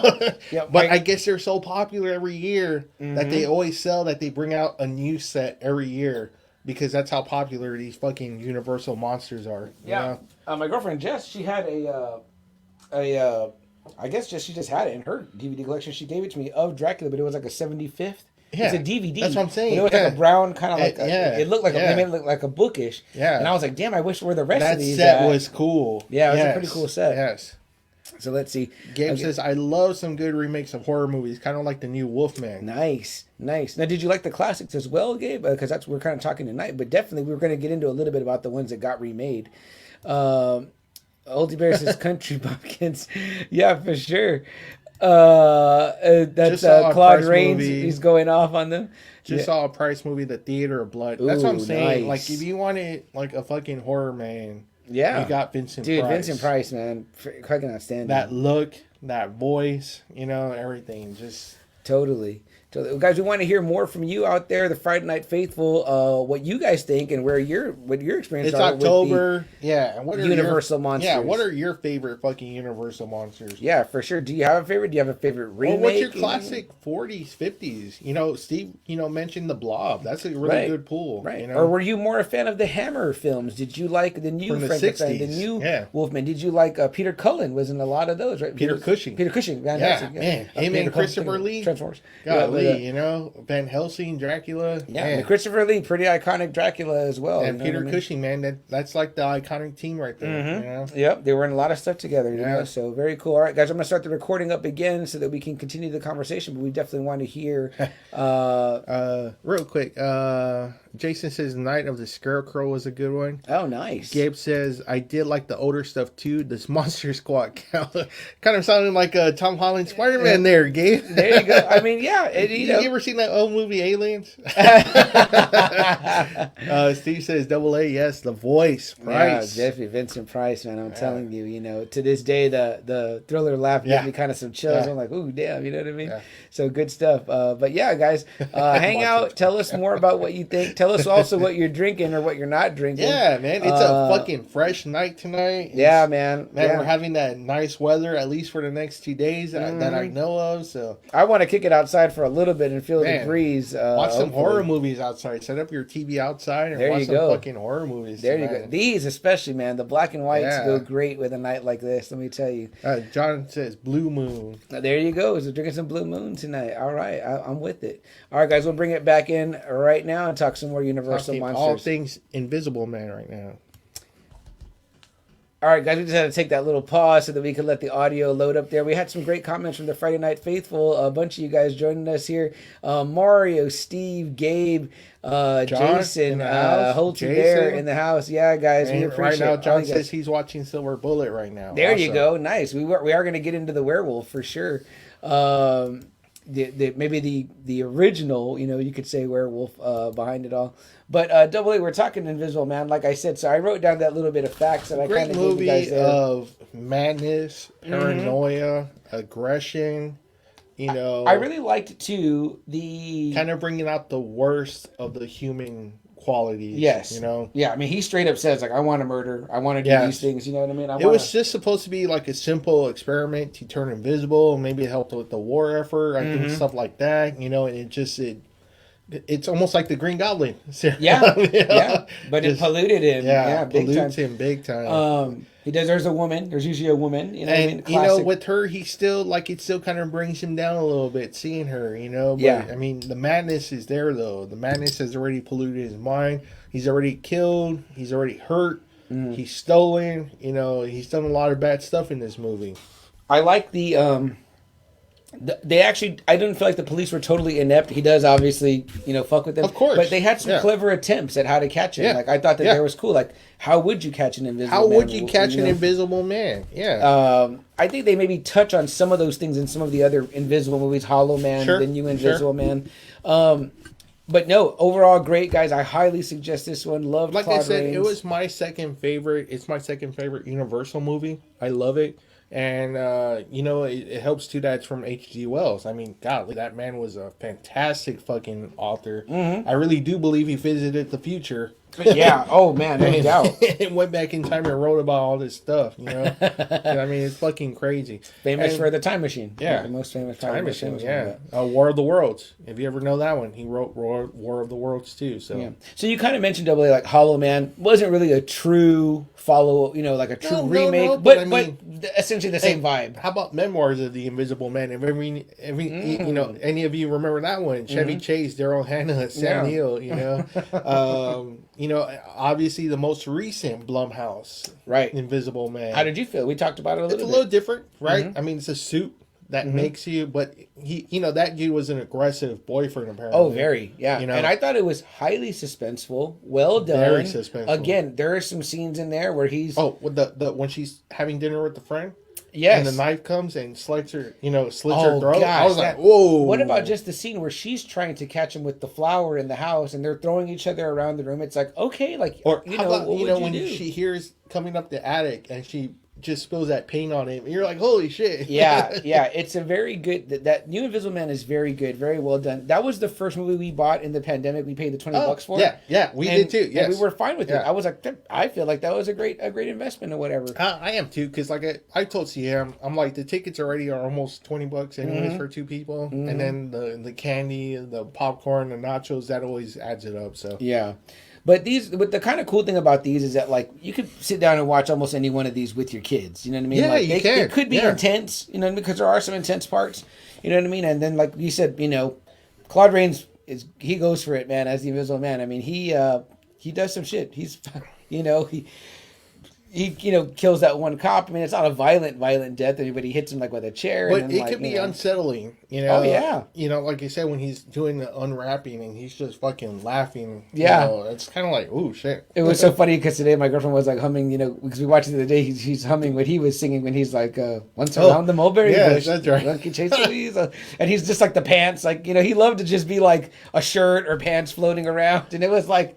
He was having a good time with Great it. You know what I mean? Right? Oh, yeah, man. And they looked cool. Like, it gave you quickly what you wanted to see. Like, all right, you know what I mean? Here he is. He's invisible. You know what I mean? You want to see the invisibility aspect or whatever. And, even he looks unsettling when he's wrapped up and covered up. He's trying to... at one point he tells his would-be partner, he's like, "Oh, let me cover myself." In 1933. Yeah. He says it'll be easier for you to talk to me, but then when he's covered up, he's still kind of like, "Oh, you still kind of look fucking crazy." Scary. You look scary. You know what I mean? So, my note on that, my last note was the guy was batshit crazy. So how do you feel about that movie? Oh man, great. I mean, like, I think we're talking about like maybe 7. I mean, of the movies, whatever. It would definitely be up there because it's definitely one of the better ones. It is 7, I think. yes. Yeah, it's definitely one of the better ones.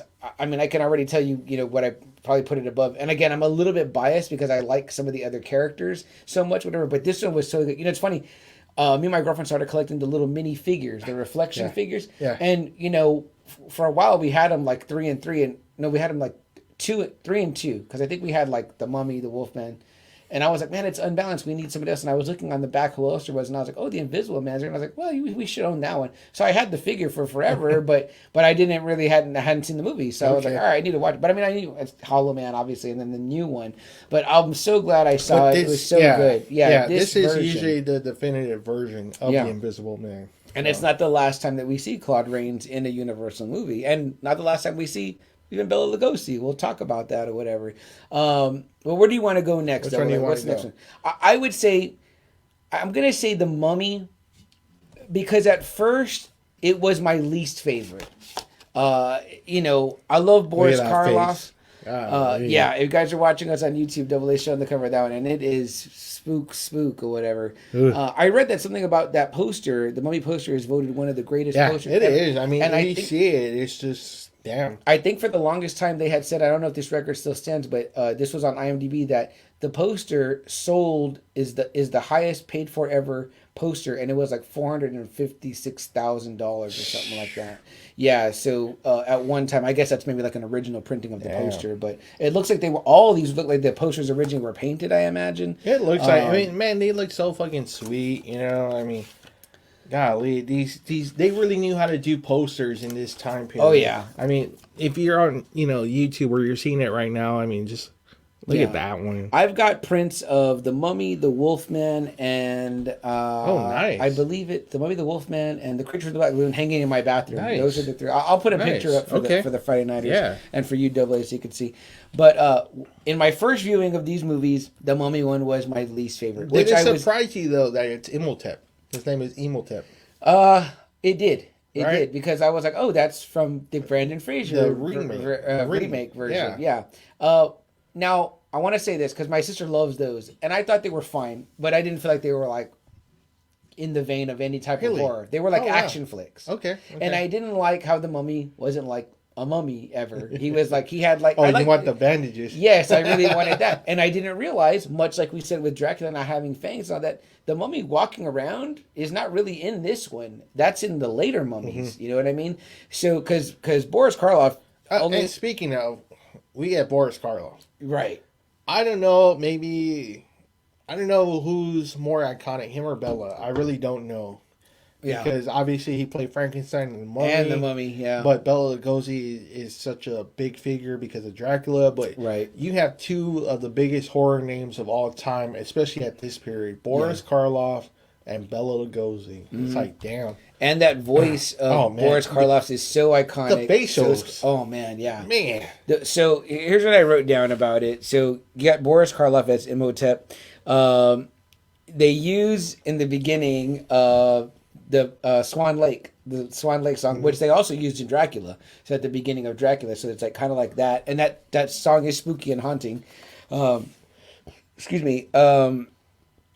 Of course, in the beginning of The Mummy, it starts in 1921. And speaking of, this is 1932, so I guess this would have been the second Universal monster movie. Okay, yeah. So it's 1932.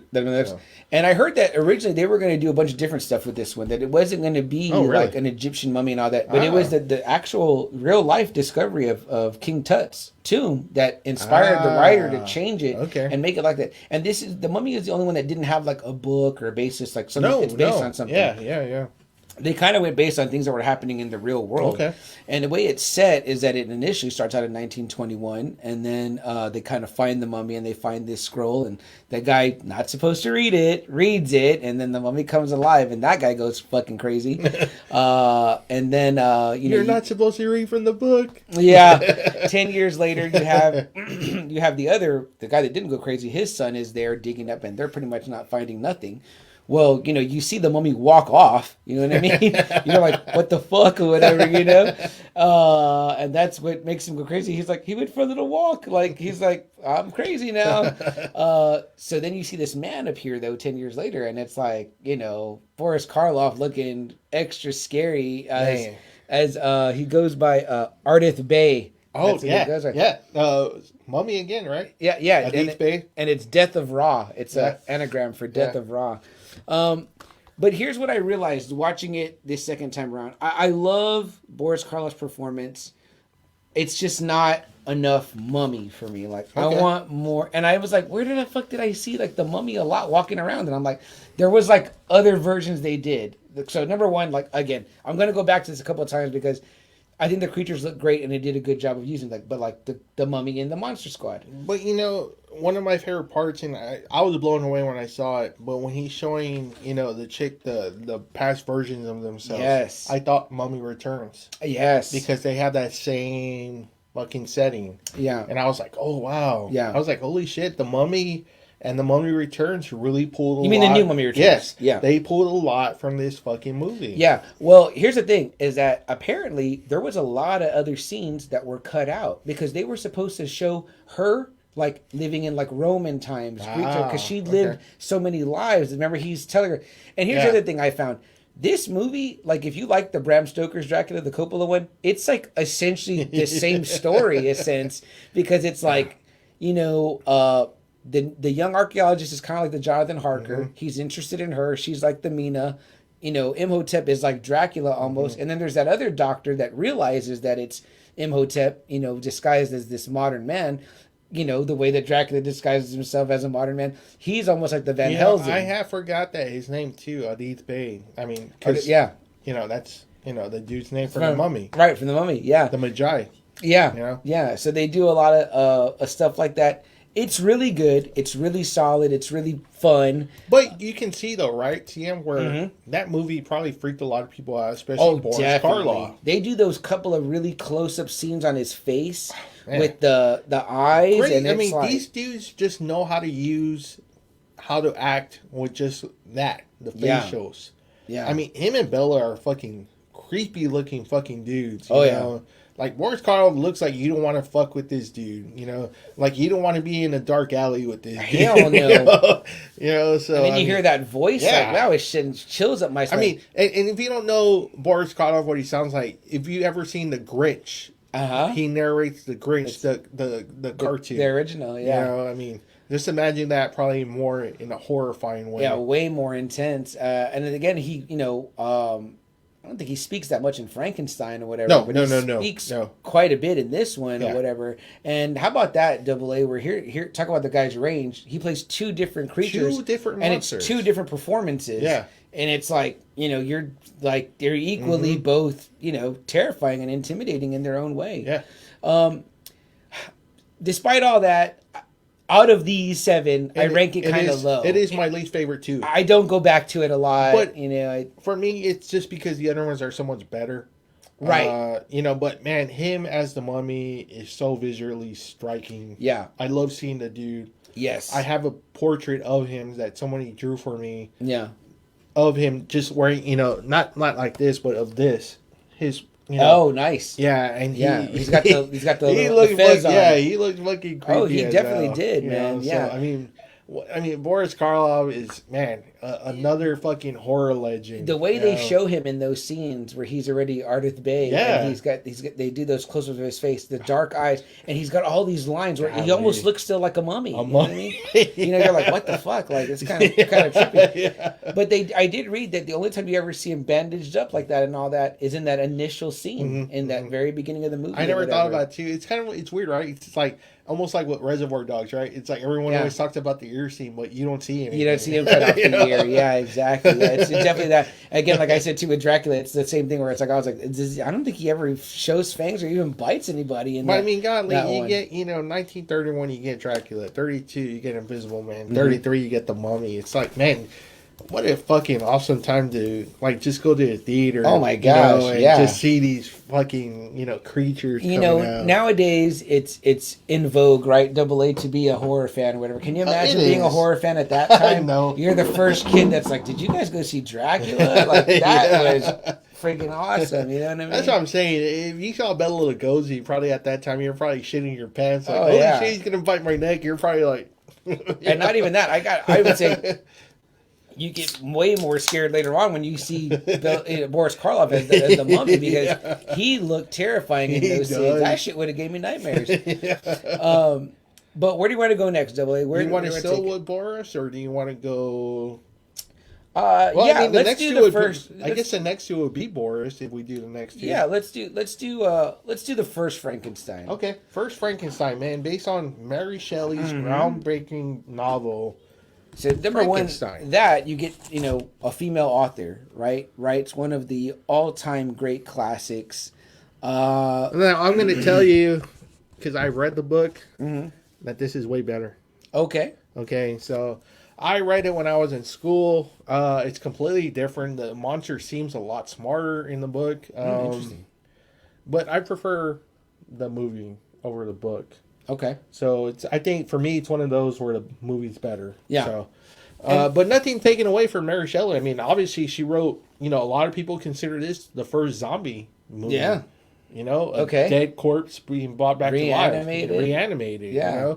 But I mean, look at that. That's a great image, man. I mean, you got, and again, Double like A CM said, Double A, where do the covers you're showing, where these are the Best Buy editions or? These, I got these at Walmart, and they're supposedly glow in the dark. Oh, nice. So, I love how the colors match. It's like the green is for, is it the green on the Frankenstein, and, green on the creature, red for Dracula. Yeah, they gave the bride orange, which still looks cool because it's like Halloween. Yeah. Wolfman's got red also. Yeah.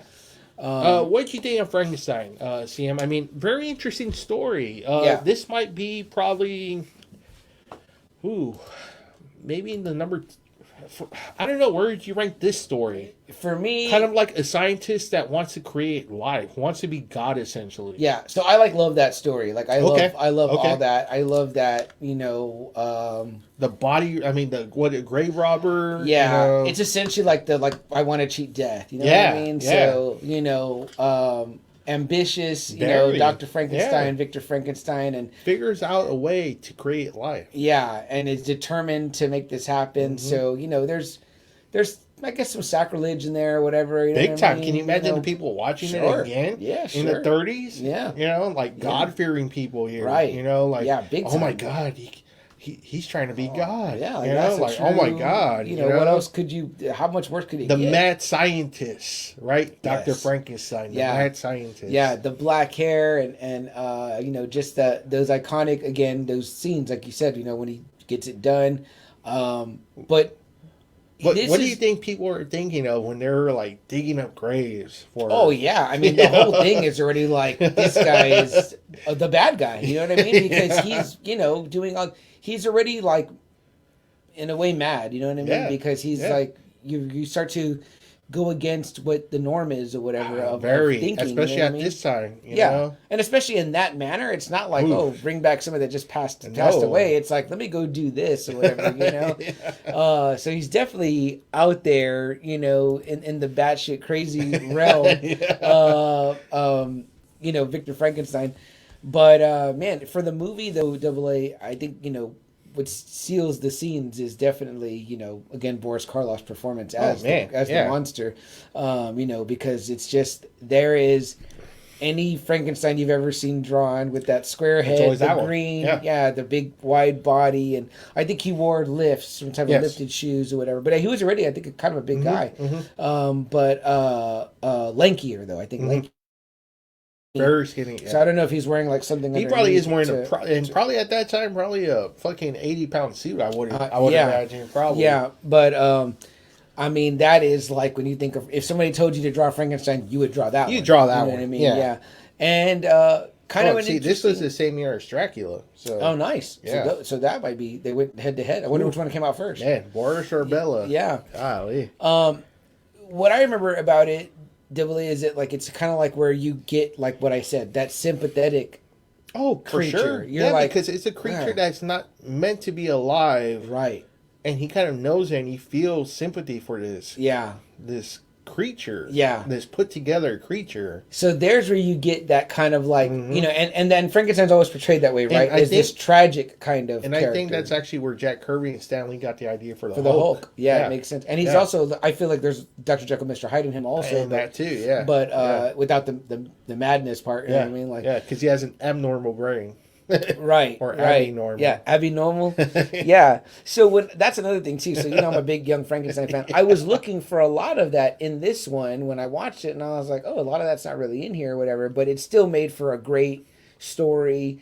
Of course, the tragic ending. Very tragic. Is it in this one? Help me remember, Double A. In where this one, the little girl. It's the first one, right? Yes, it is. Where that's where you're like, oh, like. But fuck, again, you know. The creature obviously doesn't know, and that's what he is. He's not Frankenstein. He's got the creature. Frankenstein's creature.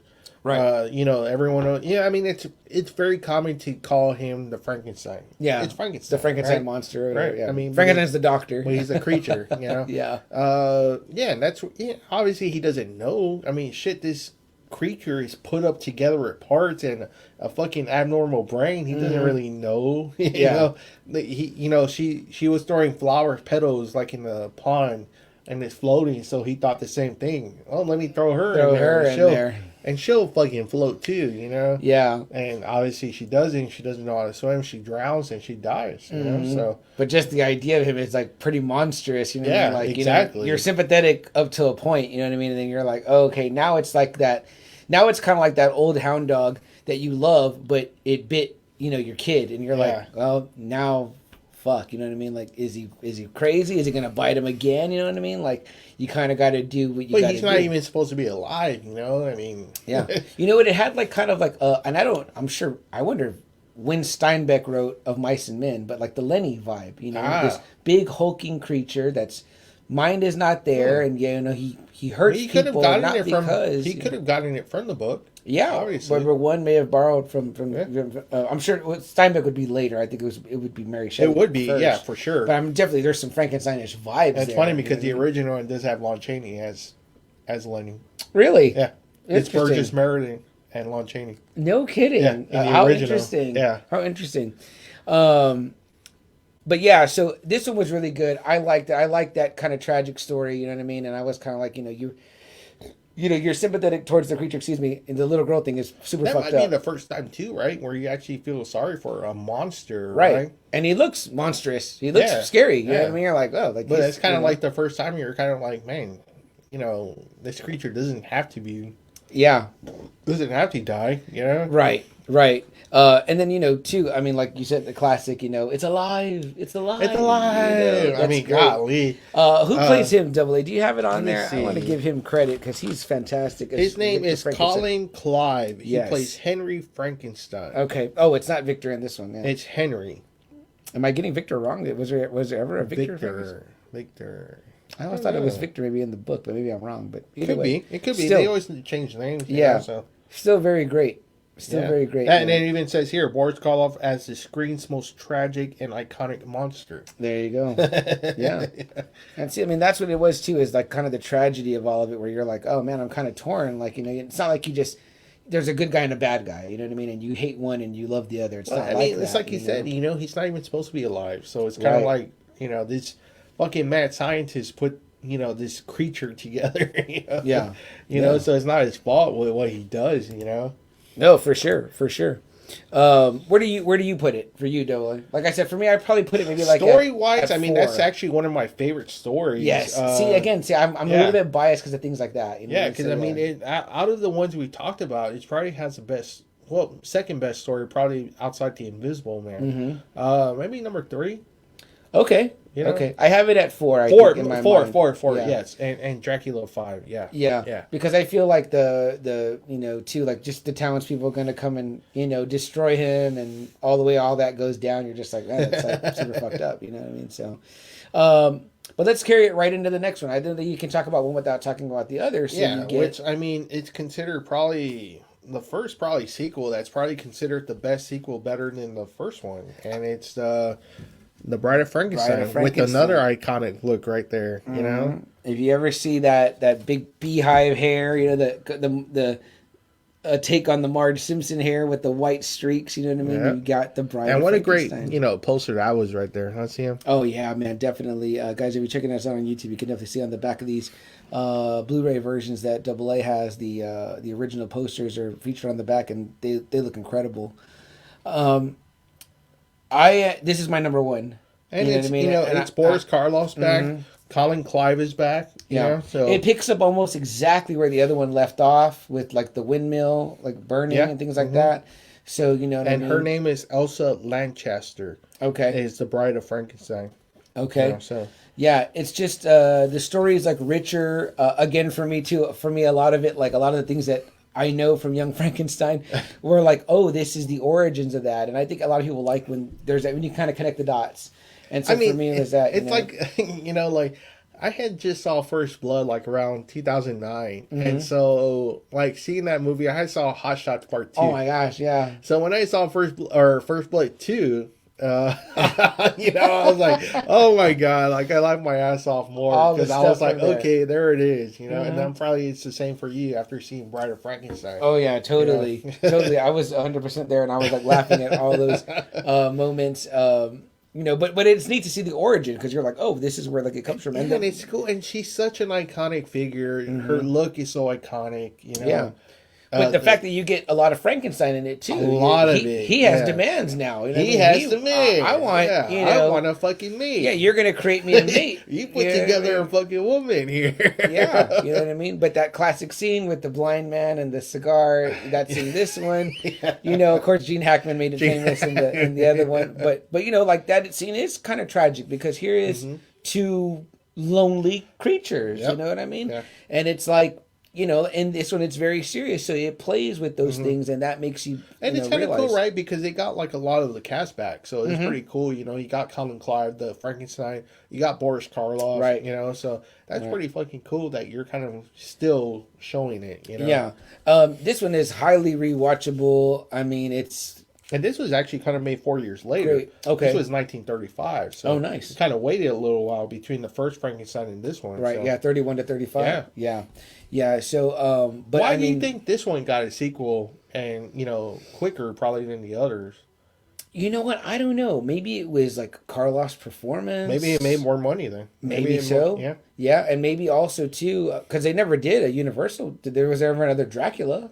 Right? I mean, he came out as Dracula again, but I don't think like a Dracula 2. Like Return of Dracula. Yeah. It's like they kept doing Return of the Creature. Yeah, like the Creature has like 3 movies. The Invisible Man has a couple too. I don't know if it's Claude Rains and all of them, but he definitely comes back. Yeah. And the Mummy comes back a bunch, but they were saying that what I read about the Mummy is that he's only Imhotep in this one, and you don't see Imhotep again until the Brandon Fraser 99 version because it becomes a new mummy called Carthus. Okay. But anyway, they're like, that's the mummy that like walks around as the mummy or whatever. And they also said that they use scenes from the original mummy, but it's they rename it. They're calling him the other mummy now, the new guy or whatever.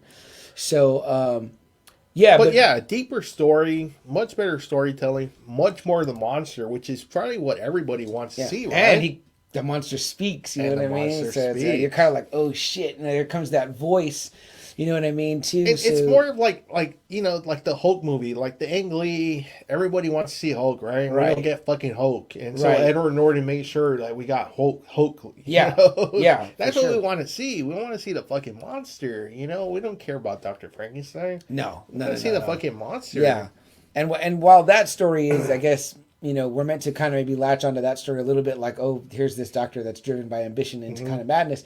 You're kind of like, no, but the creature steals you away because it's more like, man, this poor thing that exists, it's not supposed to, and it's aware of that is a very compelling story. It's very compelling. That's always like, where's my place, right? I'm like, what is my purpose on this planet? And when you kind of being forced to live something, you're like, what the fuck? Exactly. Well, at least if I'm living, I want to be comfortable then and make me a fucking mate. Make me a mate. Yeah, it's natural for him to say like, okay, well, to him, he has no God. His God is his Dr. Creator. So now I'll go to you and give me what I want. Eve. Right, exactly. And this is where you get like it plays with those heavy things, you know what I mean? So you're like, oh shit, you know what I mean? Like very religious heavy if you think about it, yeah. It's supposed to be like a monster flick, like go get your spook on and get scared, and you're like, oh damn, this is like playing with some like it's just a good movie on its own, you know what I mean? I guess the whole thing is just against all the religion, right? A guy who creates life, it's not supposed to happen. Right, so. Right. And then how about this, when the creation comes to call to say, now you wanted to be a god, now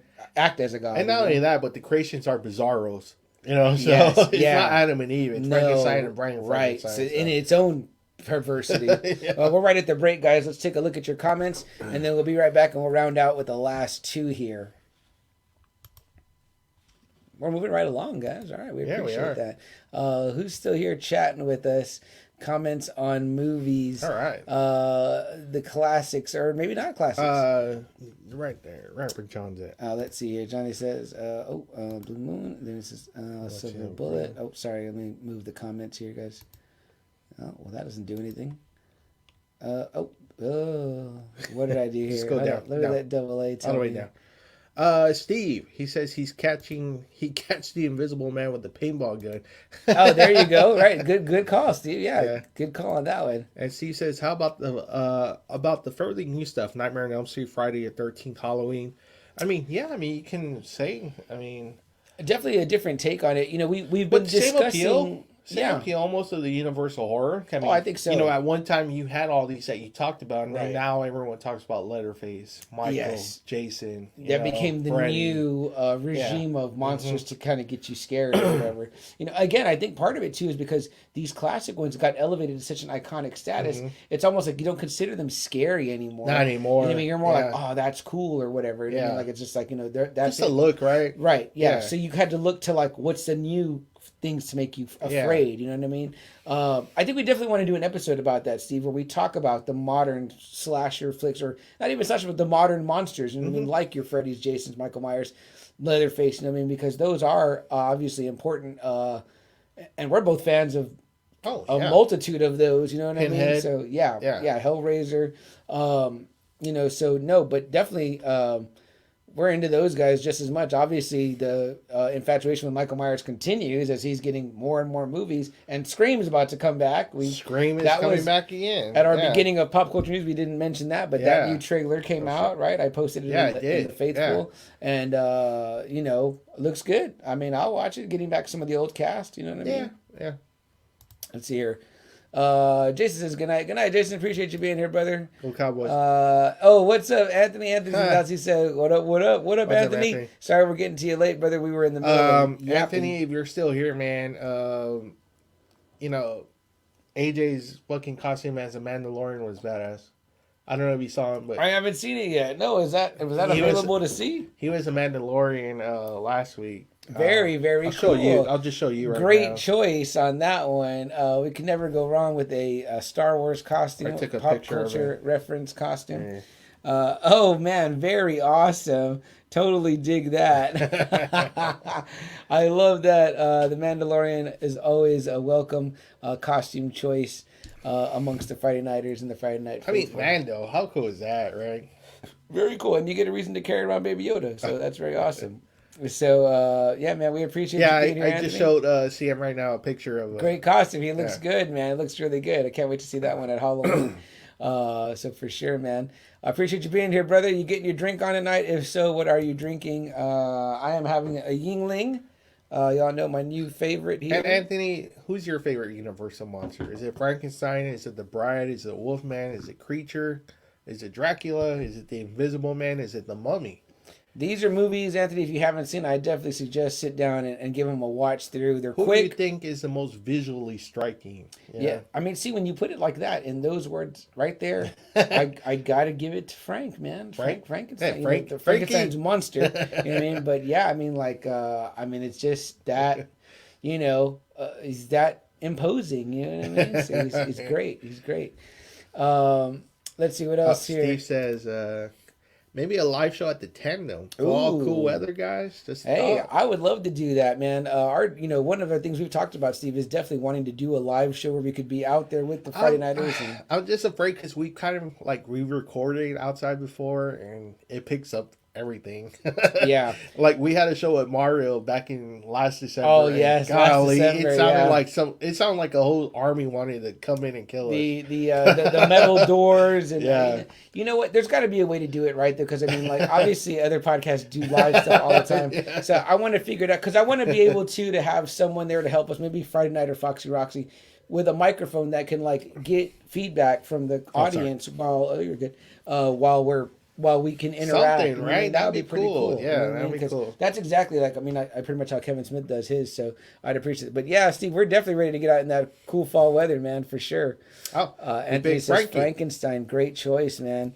It says he agrees with visually striking on that, and then Steve agrees with you, Double A, saying there. I mean, but it'd be cool, man, and just be cool to hang out. Some of you guys, Steve. I'm sure John and Roxanne will be out there. Oh yeah, man. We'd love to be over there at Tandem. Just kind of shoot the shit, Yeah. Maybe Jesse would be there. Oh yeah, I'm sure he would love to come out too. He'd probably end up. He's recorded a couple of podcasts with some bands. Yeah, it's crazy. Yeah, and they're doing some recordings under that bridge that's right there. Yeah, I saw that. I wonder how the sound is because the bridge, it kind of has an echo. So yeah, we walked around down there. He took me down there to walk around, and the echo was really cool or whatever. That's what I'm saying. I wonder how that would be though, concert wise. Yeah. I mean, I think a couple of acoustic instruments maybe just maybe adds to it. You know what I mean? So, they always said if you guys love Highlander, they said in the beginning when Sean Connery is reading that opening that apparently he recorded in his restroom. Oh, and that's why it sounds like that. Oh, all echoey. Yeah. So that's awesome, man. Good stuff. All right, guys. Well, we appreciate you guys being here, hanging out. Again, let us know. Guys, who are your favorite Universal monsters? Who is it? Just because me and Sam like different monsters, doesn't mean that you have to like them. Maybe someone out there loves the Mummy. Maybe that's their number one. Horror monster. And again, I feel like it's very much like our Hannibal situation, where it's like we had to put one at the end. You know what I mean? It's like, but it doesn't mean that it's bad. I'm not saying don't watch the Mummy. The Mummy's very good, especially when I realized how much this one is like. It's a love story. You know what I mean? It really is. You know what I mean? And he pretty much, he tells her and she tells him. He tells her, no man has done what a woman for you. Like 3,700 years, he tells her, and she's like, yeah, no. You're right. Like no one's, but in the end, he wants to kill her to get her spirit released or something like that or whatever. And she's like, I don't want to die. Yeah. She's like, I don't want to die. You know what I mean? So she kind of, who do you think is the most visually striking monster? You know. Definitely. Shit, I'm shaking the camera a lot here, guys. Sorry about that. All right, guys, I'm going to bring us back into the recorded version. Did I make sure I didn't miss any comments here? Nope, but you guys are still here hanging out. We appreciate that. On a cool October night. Yeah, guys, don't forget that me and Double A's teams face off this week on Sunday. We play on Sunday, right? Yeah. On Sunday, so we'll see which one of us has. Which is going to be my 6th year wedding anniversary. Wow. So. Oh, well, you think your Cowboys going to win because it's your anniversary? Well, no, it's just all that, cat. Yeah, so that'd be awesome. CM was one of my groomsmen in that day. That was a great 6 years day. Ago. It was a great day. That was a rare wedding where I stayed mainly sober. I think that was good. My sobriety was pretty good. Everyone had a good time that day, man. Everyone had fun. Everyone danced. Everyone not ate. At Holty Bear's wedding. I was extremely drunk at that wedding. No, everyone was good here. Yeah. No, it was good. I had a great time. That was a blast. Yeah, we wore white. Did we wear white in that one? No, that was Reservoir Dogs. That was right. We all black. Simple black suit, simple black tie. That's what I wanted. Yeah. I wanted Mr. White, Mr. Pink, Mr. Blonde. That's all. We wore white for your brother Will's wedding. Yes. Right? Yeah. Yes. Did we all wear white? We wore white. He all wore white. Yeah. He wanted us to make sure we got. Yeah, but I wanted you guys to be Reservoir Dogs. Yeah, man, it was very cool. Great wedding at the reception at the. Old San Francisco. Still the old. Is it still the old San Francisco Steakhouse? Steakhouse. Yeah. It was cool. After it was a restaurant. Yeah. Yeah, it's weird, but I mean the food was pretty damn good. Yeah, the food was really good. Yeah, I loved the hors d'oeuvre part. That was. I wish I could have enjoyed that more. Yeah. It was funny because it was only supposed to be like 20 people, and the whole crew that was from the wedding came to the fucking reception. That's not supposed to happen. It's only supposed you're supposed to go home and change, and I guess the groomsmen, their wives, and everything are supposed to be there. But oh man, the waiters didn't even come out. They barely came out. It was like, I was like, holy shit. I made my way through that to get some of that to taste it. It was good. And then your brother ran a tailgate party outside. My oldest brother had a tailgate. Luckily, he had like some beer, some cups, and man, we that helped out a lot. Yeah, that was pretty good too. To curb your. Well, you had a bar for a little while. We did. We had a bar. Yeah. I mean, it was nice. We had a bar. Good. We had food. I mean, we had three courses. I think so. Yeah, and Fleetwood Mac cake. That was awesome. That was a surprise for me because I'm a huge Fleetwood Mac fan. So Rumors cake. Rumors. And Fred Nighter Holty Bear says awesome wedding. I don't know if he's referring to yours or mine. Yours was too, John. I don't remember the end. I was luckily to be there. We had that great moment at John's wedding, where we all got together. And, good stuff. Good stuff. And sang some karaoke there too at that one. If you would like to hear John's wife's rendition of Rawhide, it was there at his wedding. So, the butter looked like ice cream. That's right. And you know what? We had such a great bachelorette party. Me and my wife kind of had a bachelor. Yeah, and John and Roxanne did some karaoke for my wife. Yeah, very nice. She picked some songs and they both did some karaoke, so that was awesome. Can never go wrong with that. Oh man, I mean, golly, the games we had that night. We. So you're coming up on 6. 6 years. Wow. Yeah, we got married in 2015. Yeah, see, we need to have a party like that again. Man, that was crazy. Yeah, it was fun. We had a keg and the bachelor party, and we had a lot of games, and a lot of porn prizes. So. Good times. Good times, and fun had by all, for sure, here. Before the inception of the Just Another Friday Night podcast. Yeah, and I still have my football where everybody signed it for me. Yes. So. What a great, that was also a great addition there to have us do that. So pretty cool. So that all leads us back to Double A's team and mine play each other on Sunday. Oh, yeah. On his anniversary. So he's hoping for a win for his anniversary. I was that. Hey. Hopefully we'll give him some humble pie instead. We'll see. Maybe we'll see. We'll get a friendly wager going, something like that. But we're not talking weddings and we're not talking football. We're talking monsters. We're talking monsters. Yeah, and we've covered just about all of them here, but we got to get into the last few. So let's go ahead and do that. Maybe the two most visually striking. Maybe monsters. So. You might be right. I might be wrong with Frankenstein's monster. It might not be those two. We'll see indeed who these are. So we'll come back right now with some more on the monsters of the Universal world, guys. Who were your favorites? Are the two that we haven't mentioned, or have we already discussed them? And even if you have never even seen these movies, you obviously know of them because almost everybody does. Is there one that you like, don't like? If you were going to watch one of these movies, which one would it be? Let us know. We're going to get right back into the conversation now. All right, guys, we took some comments from the Friday Night Faithful, who is you. And we always enjoy hearing from you guys.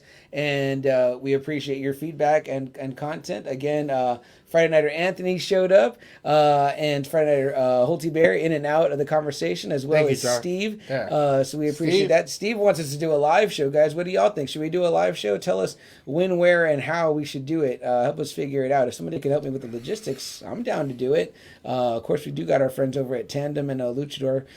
Both have an outdoor area, but that'd be amazing, man. A chance for us to do a live show, Double A. That'd be cool to see Jesse again. Do a podcast with Jesse, man. We're live here right now. He was so fucking funny on our episode intro Luchador. Oh yeah, man, him and Billy. You could have those guys pop in and do bits throughout the show. We had a big old debate on Cobra Kai, like at the very end of the episode. It was fucking awesome. Which actually led to an episode about Cobra Kai. But guys, we are talking all things Universal monsters tonight. We've gone through the Invisible Man, the Mummy, Dracula, the Invisible Man, the Bride of Frankenstein, and Frankenstein. So I think the only two that we haven't discussed yet, Double A. Which one do you want to hit first? It's up to you. I would say the one there you got on the left.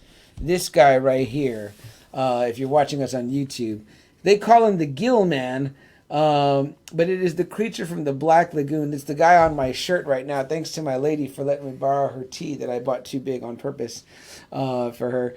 I mentioned it earlier, but my dad loves to watch this one. Like, he brings it up during the summer, I notice a lot. I think maybe because he wants to go get in a lake or a pool or some water, a body of water when it's hot, as we all do here in South Texas. I want to say he was like a latter day, and seeing this from 1954, so he was like kind of like the newest kind of creature. But what's funny? He gets incorporated with them. He does get incorporated. Considered he is, but he's a later addition to the because all the movies that we talked about happened in the 30s. This happened in 1954. Right. They were probably thinking, shit, we don't have a sea creature. Yeah. Let's make one up. And you know what? So, I love this one, Double A. Oh, yeah. Easily one of the most visually striking Big characters. time. But what it does lack is the names that we've mentioned. The Lon Chaneys, the Boris, Claude Rains. Mm-hmm. What do you think about it in terms of star power? Obviously, it's still a compelling story, and it's a fantastic looking creature with some amazingly done shots. The very first time I watched this, the first thing I went and did was looked up how did they do the underwater stuff, because I was like, that's pretty cool. It is cool for that time. It is. I loved it. I really didn't mind that it was a no name. I really believe that you probably had to get like a swimmer to do these parts. But the female is very attractive. Oh, gorgeous. The character's name is Kay Julia Adams. I mean, I was like, yeah, I'd probably be like the creature too and try to steal her. Oh, yeah. No doubt. He's supposed to be like this ancient kind of creature from like when the Earth was born. Yes. You know? I mean, which is cool. Yeah. I mean, very cool. It's a fucking scary gill man, you know? And the Black Lagoon is, where are they at? Did they kind of say, let me see where they at. Is it, I want to say that it was... In the depths of the Amazon, it says. Amazon jungle, okay. Yeah. Okay. Yeah.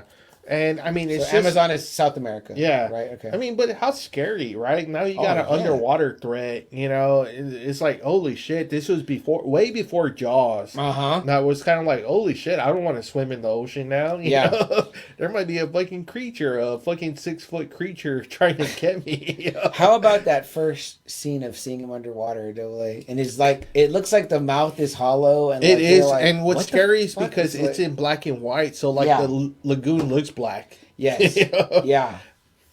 So that's what's fucking scary, first off, too. I mean, it's kind of like, holy shit. Yeah. No one can see him. Yeah, right. You know? And he has this awkward style of swimming, you know what I mean? Where he's kind of like waving his hands in front of him. Yeah. But it's cool because it's creature-like, you know what I mean? And you're like, all right. And he doesn't speak, you know what I mean? So there's no speaking from him. No speaking. And he's just like... It's all visual. Yeah, he's just kind of like a badass, you know what I mean?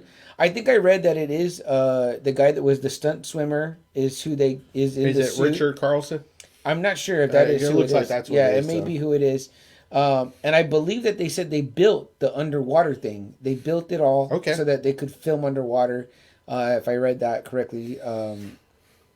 I thought it was awesome, man. Like I said, I love the story, and that actually might be probably my number 2 story. Okay. Yeah. Okay. Because it's scary. It's freaky. Yeah. Oh, yeah. It is. That threat from underwater. Yeah, and you don't know where they're trying to like lure him, like they want to like get him because the one guy wants to capture him, right? Yes. He's like, no, we got to capture him or whatever. I mean, it's like the biggest thing you can ever find, you know? Like, wow, an actual prehistoric monster. Yeah, you know. And the other ones are like, let's get out of here, right? Like, let's leave him alone and like let's just get out of here. I would. I'd be like, let's fucking turn back and pretend we never saw this monster. I'm like, look, number one. You ain't gonna catch something like that. If it's existed all this time and it is avoided, man, it's like you're in its territory, its world, which is in itself is scary.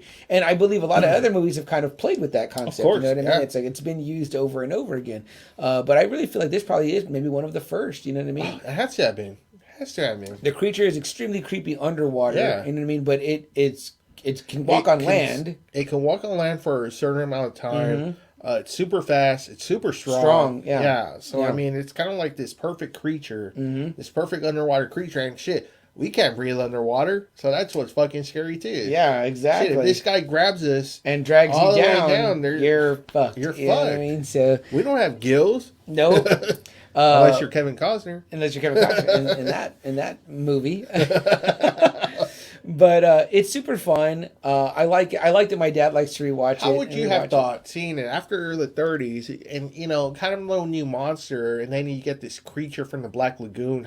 Man, can you imagine the audiences then in the 50s? Well, yeah. Watching this monster. You know, you might have thought before, like, oh, I'm going to avoid, you know, Transylvania or whatever it is, you know, Europe, because that's where all these creatures are. But then you're like, wow, this thing's in the water, and it can be like, you know, your local swimming hole or whatever. I'm like, fuck that. You know what I mean? Like, you know, a lot of San Antonio, you know, when you go to water here, it's like you're going to like a river or a lake. Yeah, you are. It ain't no shit you can see the bottom of. I'm like, Medina Lake, Canyon Lake. Creepy guys hanging out down there. I'm like, fuck that. You know what I mean? Yeah, you know.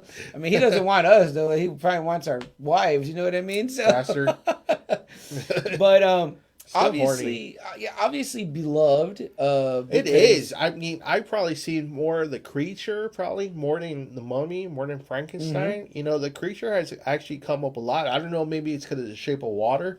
Maybe that helped too. Yeah, for sure. I think but the creature, I mean, and it has a really, if you get this on Blu-ray, it has a really great 3D version too. Oh, nice. Like if you have a really great 3D TV, it looks fucking amazing. My brother Will has one. I've seen it a little bit on his 3D TV. Yeah. It looks fucking amazing. Oh, cool. I would love to see that version. Just the swimming parts. Especially for a 1950s movie. I mean, man, it looks amazing. The 3D looks great. So this is another one of the characters. Again, I want to mention that it got incorporated in the Monster Squad. I only bring it up because... yeah, that's right. I bring it up because that is a really great looking version of the creature from the Black Lagoon. It looks fucking scary. They gave it scary teeth, and the costume looked great.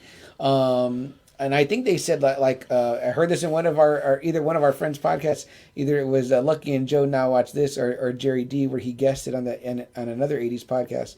But they didn't want there to be no zippers or whatever showing, so they kind of sewed the guy into the suit or whatever. Man, so, nice. In the Monster Squad at least. But that version looked great. Then you get Hellboy, right? And they have Abe Sapien. Abe Sapien is essentially like the creature from the Black Lagoon. You know, it's voiced by David Hyde Pierce, whatever, but the body is Doug Jones, who we're both a big fan of. And then, you know, Guillermo del Toro, who did Hellboy 1 and 2, decides to make, you know, Best Picture winner, you know, the fantastic Shape of Water, which this is the difference between that creature and Abe Sapien and then your Monster Squad version. The Monster Squad version looks scary, like a monster, but, you know, Abe Sapien, and then even go one step further with, you know, I forget what they call him in The Shape of Water. They have a name for it because I have his figure. He's eating the eggs, but he looks, you know, great. He's not scary looking. He's kind of handsome-ish or whatever, but he's still, you know, it's essentially the creature from the Black Lagoon, and it's awesome. You know, do you love Shape of Water? It's pretty good. I love that movie. I mean, like, I do believe I own a copy, but I absolutely adored it. I saw it in theaters with my girlfriend. We were house sitting in Bernie for Aaron B's. I remember that day. Yeah, we decided to go to the Palladium. Yes. That's what's out there. That's right. Yeah, and I remember you told me. That's when we kind of like learned that we both love like creature features. We were like, oh, if it has a monster in it, we'll both kind of like it. Yeah. So yeah, we went inside and we were like, that movie was fantastic. And when it was up for Best Picture, we were rooting for that one all the way. And we were like, you know, it was Guillermo too. So it was like awesome. It's a great story. But you're like, man, all of that comes from. And I was going to tell you, so when I first saw it, I was blown away. And for some reason, I don't know why, Turner Classic actually showed all three of them. Okay, all three of the movies. Creatures from the Black Lagoon Return. And then I forget the name of the movies and such, but I was so invested with the first one. I wanted to see what happens. Yeah. All the way to the end. So it showed part 1, part 2, part 3.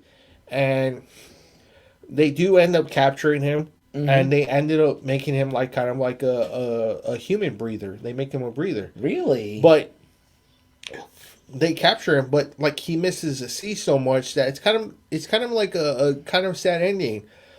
He misses the sea so much, he breaks out, he walks into the beach, and he goes into the ocean, and he's gonna die. He's gonna end up drowning. Yeah, because he's a human breathes like us. Yeah, he doesn't have the gills anymore. So that's kind of what happens to the creature at the end. See, that's horrible. Yeah, and I was kind of like, oh wow, you know, like you're so scared of this creature, but at the end of the part 3, you feel so sorry for him. Yeah, that he wants to just go back. That's all he wants to do is just go back to the ocean, and he doesn't even care if he dies. He just goes in there and just. Because he wants to be in the ocean. He's not a fucking human dweller, you know? He's not a fucking land monster.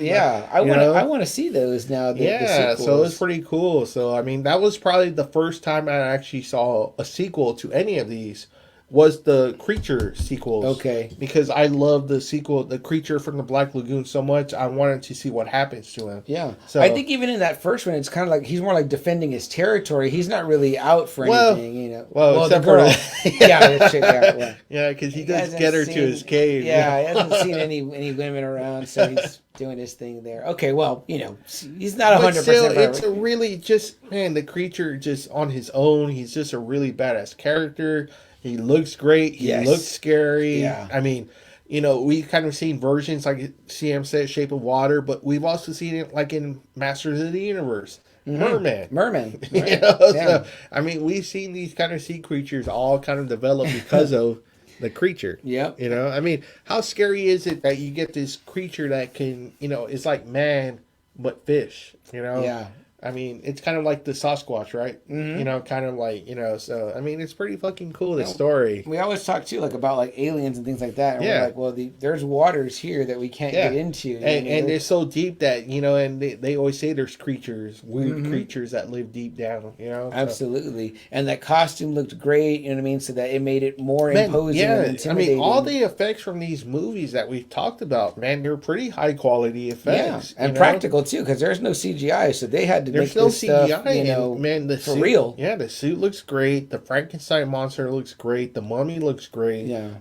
You know, the Invisible Man. I mean, golly, I was just blown away by those special effects, you know? Very cool. Very cool. I don't know if you guys remember, I don't know if you remember Double A, but for a while there was this like popular meme that was going around, and it was of that scene where the creature's like smashing everything on the ship, and the meme is like, fuck this, fuck that, fuck that. And he's like, it's like when he's like breaking all the stuff or whatever, you know what I mean? But that's always great, you know, and you get to see, again, the origins of that. If you didn't know, you go watch The Creature from the Black Lagoon.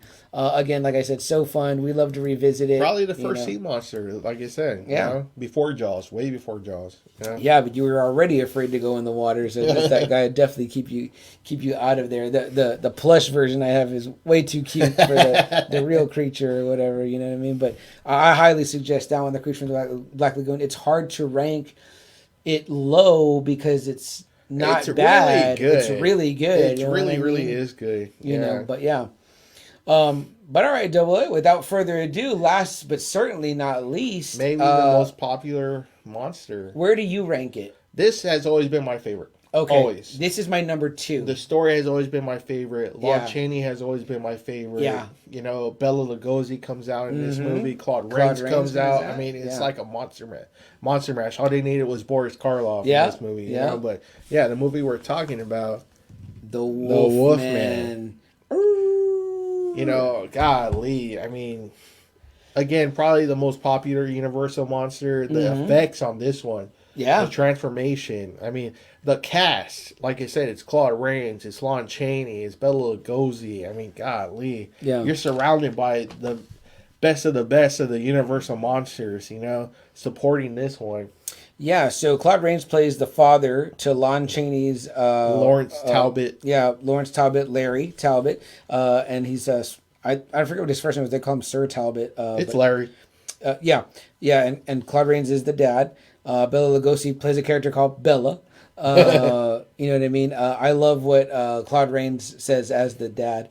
He says they're working... He's kind of like a scientist in a way, because he's got like an astrology thing going on. And he asks... well, his son comes back because her other son dies in a hunting accident. And he's there...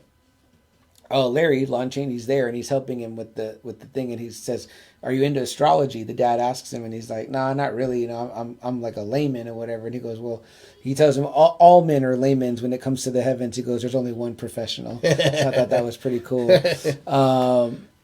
You're kind of classic tale here, right? I mean, like, you know, the classic werewolf tale, everything in the full moon, the bit by another wolf, the pentagram, the pentagram on the hand, the pentagram, the silver, the howling, the transformation, the iconic.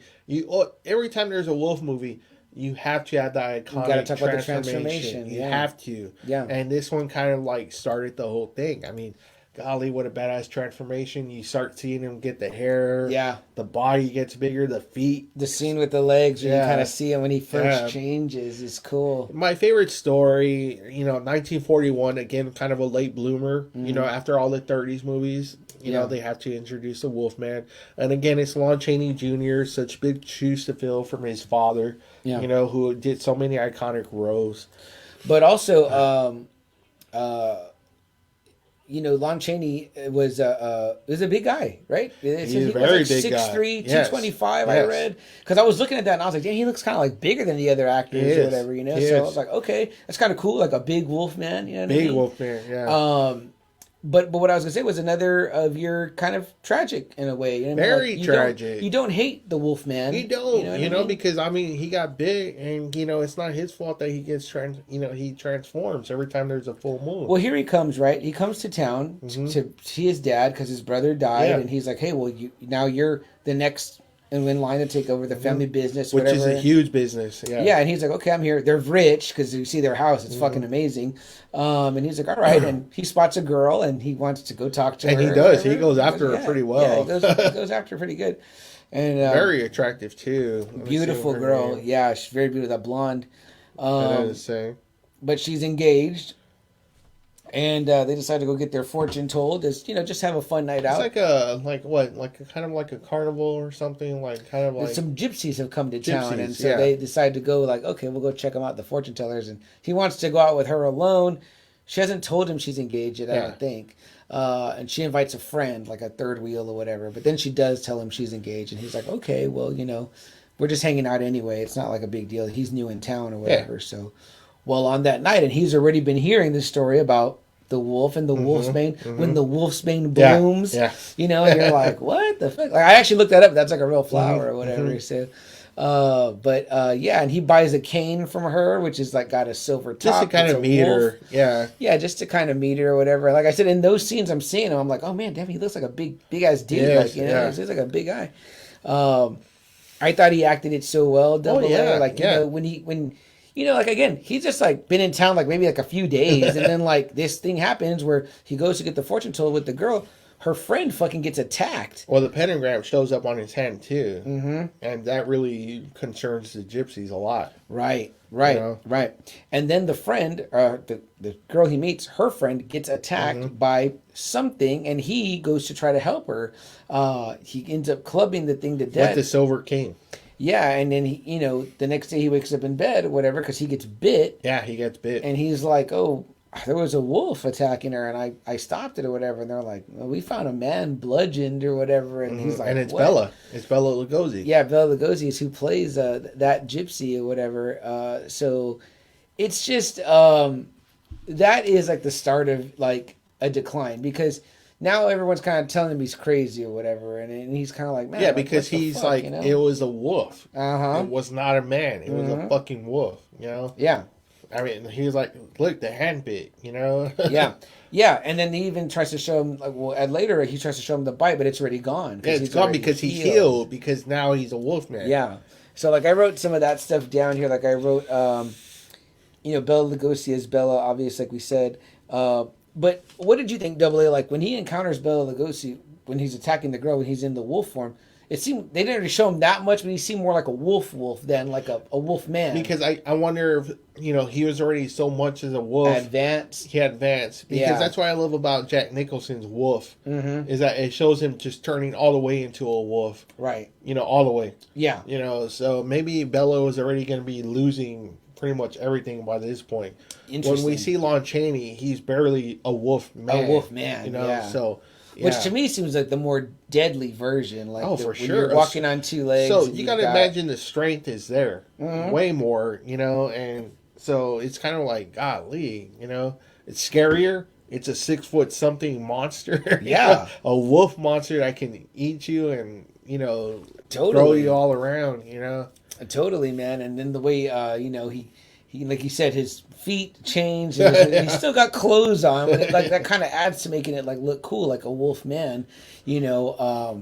Obviously, they use this later, like the Michael Jackson one. You know, it's like a famous one, and you know, of course, the transformation scene becomes well known. Sometimes they did it differently. American Werewolf, it's kind of like a full, but a big wolf, wolf, a man-sized wolf, but but a wolf. Yeah. I like kind of like the whole werewolf like walks on two legs, kind of like because it's not normal. Right. It's scary. Yes. Yeah, and moves like that. Moves almost like a man, but is a big hulking wolf.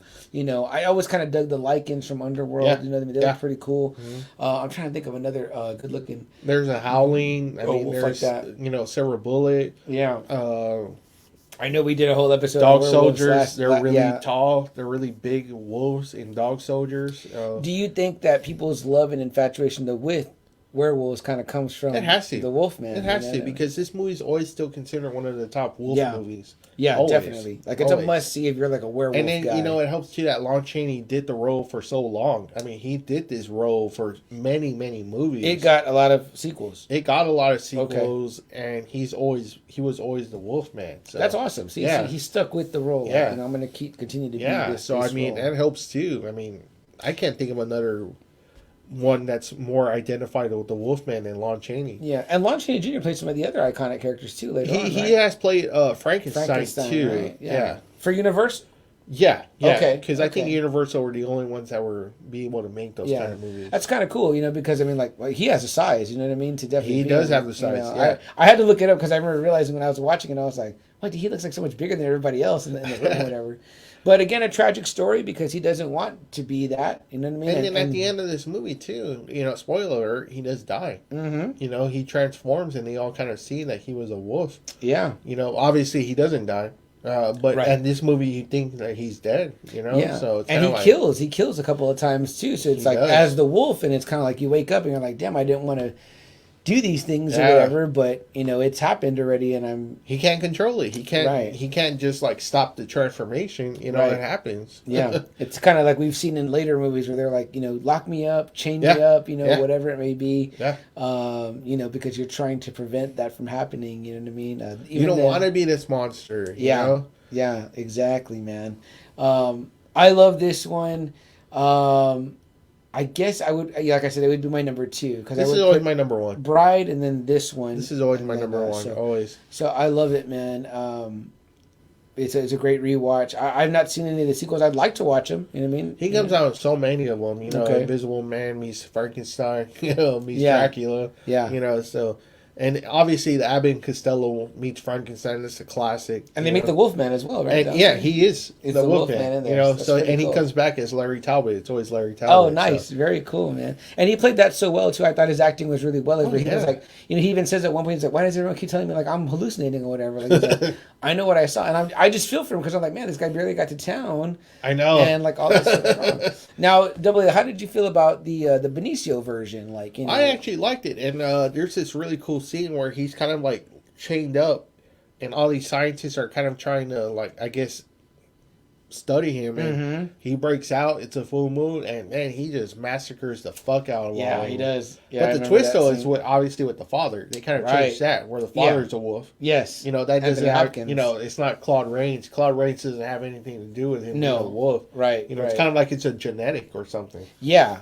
So. And what's neat is in that town. In the original Wolfman, it's like everyone's kind of aware of like werewolves. You know what I mean? Like they're like, oh, but it's kind of like just some like myth, like a legend. Like there ain't no really, because he even asked at one point the doctor's like, do you believe in this? And they're like, well, they kind of keep telling him like a man can believe anything in his mind. So you can almost get the impression at some points in the movie like, are you meant to think that this is just what he's imagining, or is he really But when you see the transformation, then no, it's happening. Yeah. You know what I mean? So it's pretty cool. I like the Benicio version too. Whatever, it's pretty good. Whatever. Yeah. But like you said, other incarnations kind of like Jack Nicholson and Wolf. It's kind of like that. I mean, when you're the first, everyone's always going to borrow from. Oh yeah, always, definitely. You might throw in new things here and there, but you're always going to get something from the origin story. So I've talked to you about the old show. I told you I used to call Werewolf simply, and which I've seen more on Twitter. It's funny. Yeah, and it needs a remake. And those people that you invite, you showed me a group that just talks about that, and everyone says the same thing. They're like, man, we would love for it to either be re-released, do a re-scrub of it because it's so badass, not out there, doesn't exist, or a remake or something like that, whatever. But nothing. So there's like nothing. But it was a really cool show. I think I told you it had was it Chuck Connors? That's right. It's Chuck Connors, the rifleman. The rifleman. Yeah. So, but yeah, me and my dad used to watch that. It was kind of at that time when it felt like that's crazy. There was a lot of horror shows. Like even Freddy had like a show. That's right, he did. Like he'd introduced. And Friday the 13th had one too, even though it wasn't Jason. Yeah. And like Tales from the Dark Side was on the TV, Dark Side. And so a lot of cool stuff, whatever. But yeah, man, I definitely love the Wolfman. It was so crazy the order that I watched these Universal monsters in movies in. And then the order that I liked them, it was almost like they got better as I went along. I was like, oh my gosh! And again, I never would have thought that. I was like, wow, The Bride of Frankenstein was my favorite one, and I was like, that's the one. Again, it's always considered probably the first sequel that was actually considered better than the first. You know? So if I had to run them down real quick, if my mind is thinking correctly, or whatever, would be definitely Bride of Frankenstein, The Wolfman. It's kind of Dracula for like sentimental reasons mainly. Dracula, Frankenstein. Then I would probably put The Creature from the Black Lagoon, The Invisible Man, and then The Mummy. Okay. You know what I mean? And again, the ones that are at the end is not because they're bad. It's just because there's other ones above them or whatever. You know what I mean? And again, like I said, they have sometimes sentimental reasons. Like I said, I watched The Creature with my dad quite a bit. My girlfriend likes that one too. For some reason, a lot of people like that one, like The Creature from the Black Lagoon. I've noticed that. I've noticed that more and more as the years are going on.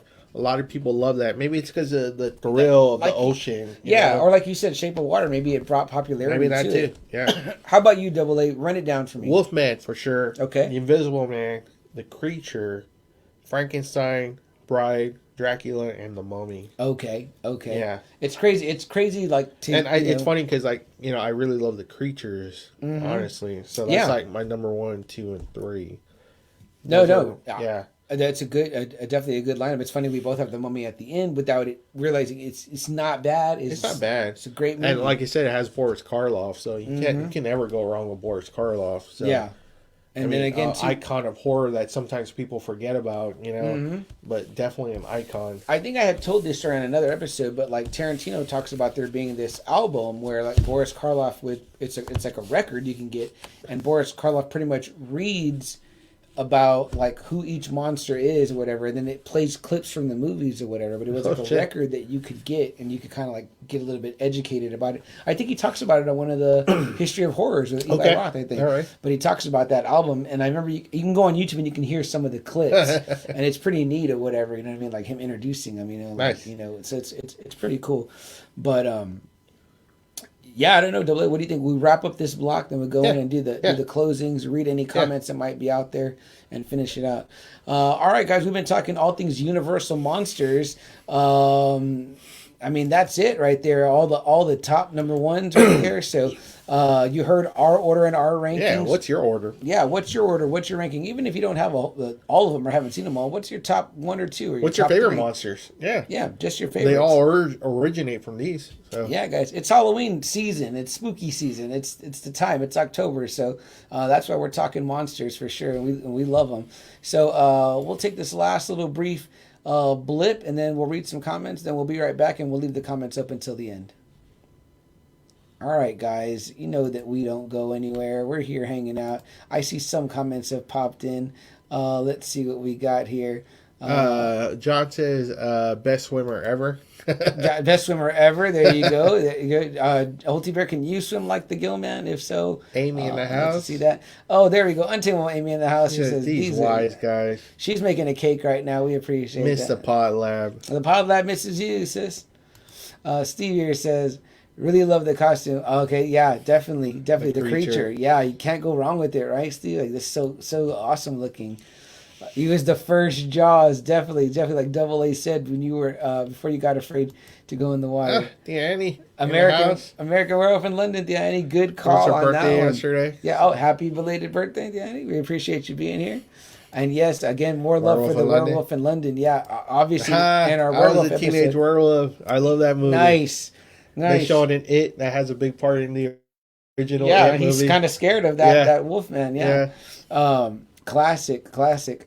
Riz back. He says, "Hey guys, just got home. What I miss? Oh, not too much, Riz. You'll be all right. You catch up."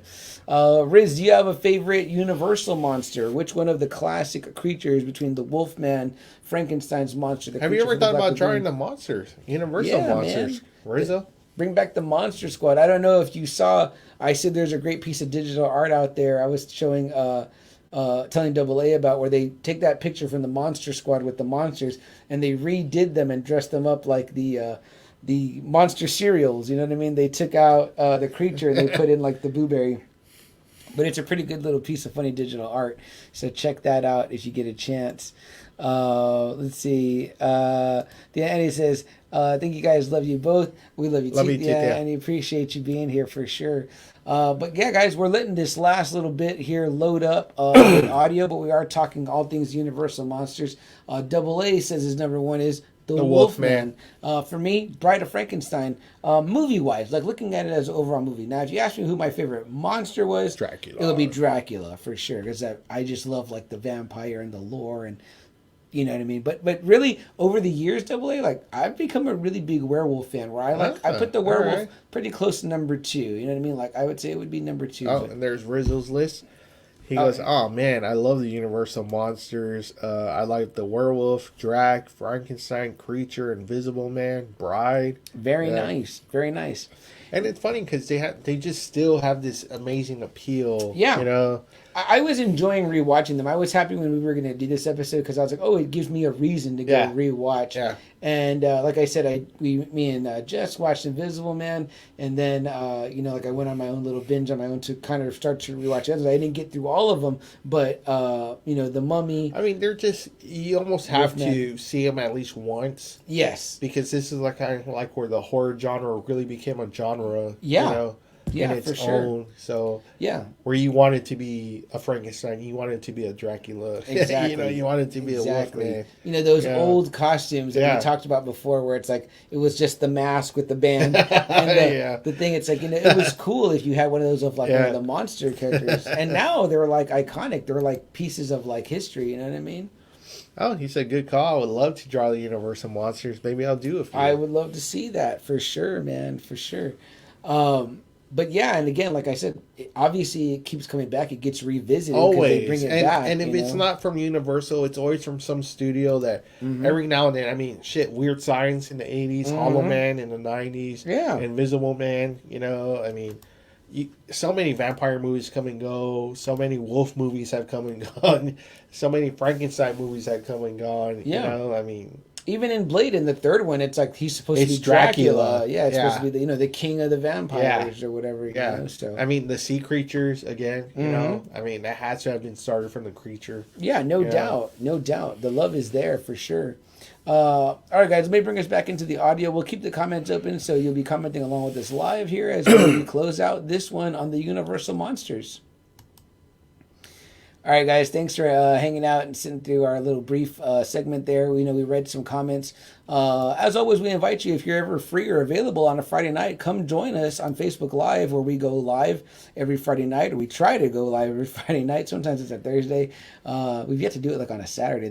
Might be weird, but I don't think we can do it on a Saturday. Yeah, we either do I don't think our wives will let us. Yeah, I was gonna say we either do it on a Wednesday or a Thursday. Monday through Friday is fine. Saturday and Sunday, I think, is totally off limits.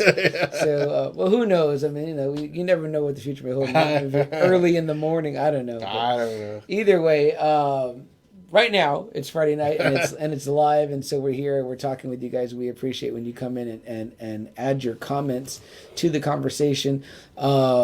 Which has been some great ones tonight regarding the Universal monsters. Yeah, we have a lot of people that love the Universal monsters. Yeah, hard not to love them, right? You know what I mean? Like, I'm a big fan of the monster cereal, you know what I mean? Which is obviously based, the origins come from that, you know what I mean? So,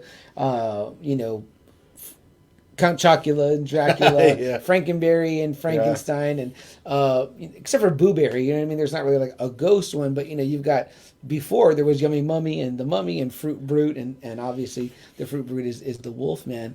They never got a creature one. They should make a creature. That's weird, right? Yeah, it's so visually striking. Mm-hmm. I'm sure they would do one, and they could make the cereal like Aqua or Green or something like that. Yeah, right. You know what I mean, but yeah. I'm sure it'll come along. We'll see it from General Mills eventually. But yeah, man, I love these movies. I'm so happy that I watched them. You know what I mean? And I watched them with my girl. You know what I mean? With Jess. That's awesome because I know Jess loves the horror stuff. So yeah, and especially like black and white. So it's like combining her kind of two loves, and they're great and they're short. I remember saying that. I know that's what's great about them. Like 90 minutes, boom. Yeah, and you get a lot. You get a lot of story. Like you get the a lot story. Of, they don't waste time. No. They give you everything they need to. Like I said, with Invisible Man, it's like he's already invisible. Like they don't waste time on like this, like seeing him in the lab and it goes wrong or whatever. You know what I mean? And like the ones that do it, it's like it's a good build. You know, like with the Frankenstein one, like it's fine or whatever. You know what I mean? Like Dracula comes out right away. Even the Wolfman, it's like he's pretty quickly he gets big pretty quick. He does. You know what I mean? So it's like you get to see some wolf. Like they don't cheat you. You know what I mean? The Mummy is the Mummy right away. So. What else we got in here? Aaron came back from his game. He said the Spurs won. Yeah, that's awesome. Good. We've been on as long as the Spurs game. I don't know if that's a good thing or a bad thing for us. Rizzo says, I think I was introduced to him with Abbott and Costello Meet Frankenstein. I mean, that is so great. That's just a great movie. Yeah. Yeah. Very nice, very nice. My mom and dad, again, they love those. And he commented again, he goes, that was like the first Avengers movie. I mean, it's cool because, team up. Yeah, because you have the Wolfman, Dracula, Frankenstein, and at the very end you have the Invisible Man. So that was pretty fucking cool. Yeah, totally awesome. Man. And, you're with Abbott and Costello. Yeah, who got to add that levity to the hilarity to it. So I love that. And Aaron says, hell yeah, from the Spurs. So. Nice, man. I hope it was a good game, Aaron. I hope you had a good time, enjoyed yourself. Those are always fun to see live. Oh man, Spurs I love games. it. Yeah, I love getting to a Spurs game when I can. Double A. Any final thoughts, lasting impressions regarding the Universal monsters? It's just like every tree. The Wolfman. Every wolf movie, spawns from this one. Every creature movie comes from creature. Every mummy from reincarnation, a lost loved one, The Invisible Man, the mad scientist that's trying to accomplish something, and he goes mad. Yeah. The Bride of Frankenstein, the standard for a sequel horror movie. Totally. Because, how many good sequel horror movies are there? Yeah.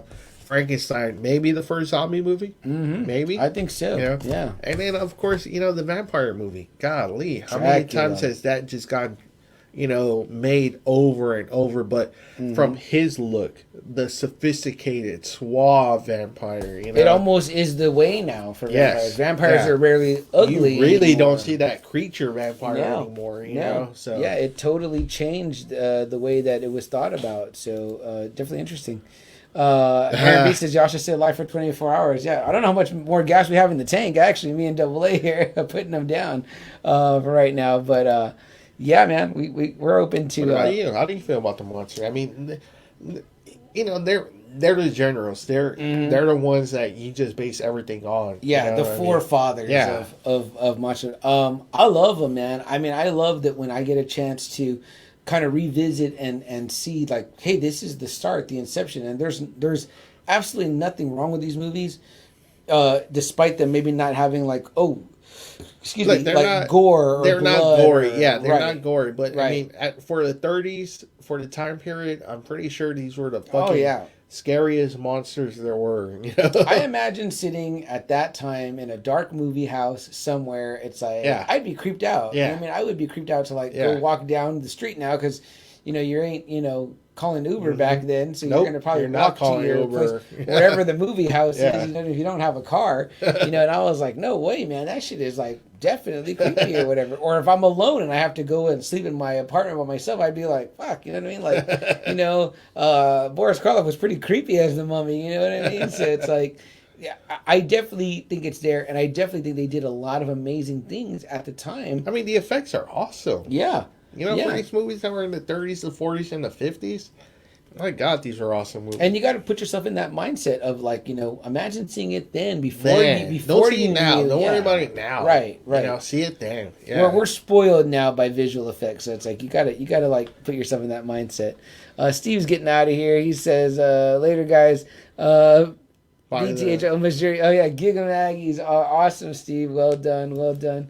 Aaron B says Halloween hardly had any blood. Yeah, okay. Yeah, that's true. I mean, it's stuff like that. I mean, it's like you don't really need that for it to be terrifying. You got to allow yourself to. The Hitchcock movies hardly had any of that, and they're considered scary ass movies. We just watched Psycho and Psycho 2. I think I told you or whatever, like last week or whatever. It's part of our horror movie watching, and I was just amazed at how much like Psycho, the original one, it holds up. I mean, there's that one scene, but it's not that much blood they show. But still, I mean, it's like wow, you're kind of freaked out by this, Norman Bates character. Yeah, he's very intense. You know what I mean? So it's good in its own right, like that. Yeah. Again, your imagination is where most of it's happening anyway. Pretty much. So. It's always the worst part of it is your imagination. Yeah, but these movies are fantastic to show you like that door opening and like when you're seeing like, oh wow, that's where that's from. That's where it all started. Like I think that's incredible. If you love Monster Squad, like Gabe said earlier, you gotta watch this. Yeah, it's like a love tribute to these Universal monsters. Everything that came after that, like I said, we talk about Dracula. It's like every so often there's another Dracula. There was that 3-parter on Netflix. Like I said, the Castlevania game, the Blade 3. You know what I mean? It's like he's just an icon and he's always there. And again, this is I think where it really draws from the first. Out of the book comes this one, you know what I mean? So they're amazing. I love them. I love rewatching them. I'm going to keep rewatching the ones I didn't get to watch in preparation for this episode. Rizzo says, Monster Squad is my jam. I can see that, Rizzo, you're in the camp of, in Lucky and Joe's argument, Goonies or Monster Squad. Joe is a Monster Squad and Lucky says it's Goonies. But I think when they did the voting on their group, Now Watch This, the Watchers, they mentioned Monster Squad, I think, was winning. So, yeah. Which nothing against the Goonies or whatever. As I great adventure movie. Yeah. But Monster Squad just hits a little bit different because of the monsters that you know. The monster appeal. Yeah. For sure. I love Stephen King t-shirt too. So awesome stuff, man. Anything AA that you want to like add to it or just iconic creatures, that they're always going to be around for as long as humankind is around. Yeah. Oh yeah. I mean, do you have a favorite of any of the remakes? Like, is there one that stands out? What would you say would be a Dracula remake?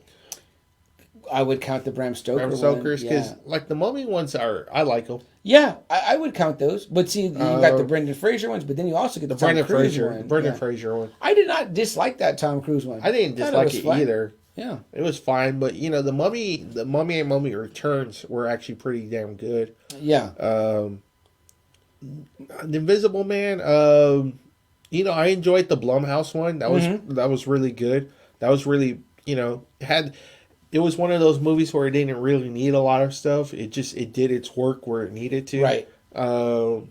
Frankenstein, I don't think that I really enjoyed a Frankenstein remake. No, I don't think they've ever really gotten that one right. I know that there's like a De Niro one, right? Yeah, and that was supposed to be like really taken from the book. Yeah. Yeah. Creature, there really hasn't been one, unless you want to count Shape of Water, but it kind of, I feel like there's parts of it that feel like they wanted to make it almost like it would be like a sequel, but it's, And then there's obviously never been like a Bride. Nope, they never did that. So, I guess because they never get the Frankenstein right again, it's kind of like hard to do that part without the other. Maybe the Mummy movies. Okay. I mean, there's a lot of wolf movies, but it's not like kind of like Benicio is the only one that's kind of like the Wolf Man. Yeah, I agree with you on that one. Yeah. But I guess for me, I would have to see when it comes to that, like the new ones, I would put like Bram Stoker's at number 1. Bram Stoker's for sure, but that's totally a different movie though.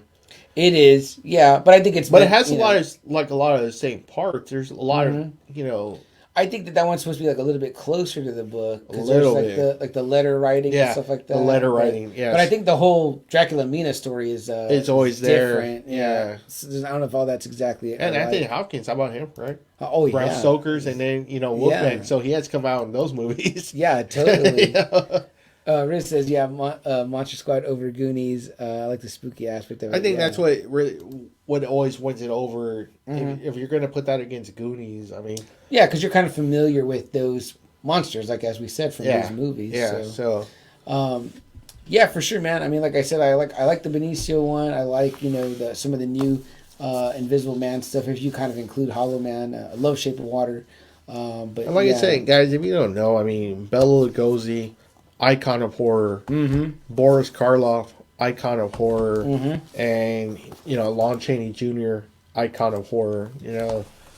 Totally. These were the first icons before you had, Vincent Price, Christopher Lee, Peter Cushing, before you had Robert Englund, and Tobe King Hooper, Hodder, and all those, these were the icons, of horror, So this is where it started, guys. This is the inception, and we highly suggest that you go watch them. Just watch them. They're fun. They're fast. Yeah, they're fun. They're quick watches, and you get you get so much good story and good acting in a quick 90 minutes. You know what I mean? So and don't think about it like seeing it as today. Think about it, like Sam said. Think about it seeing it back in the 30s. Oh yeah.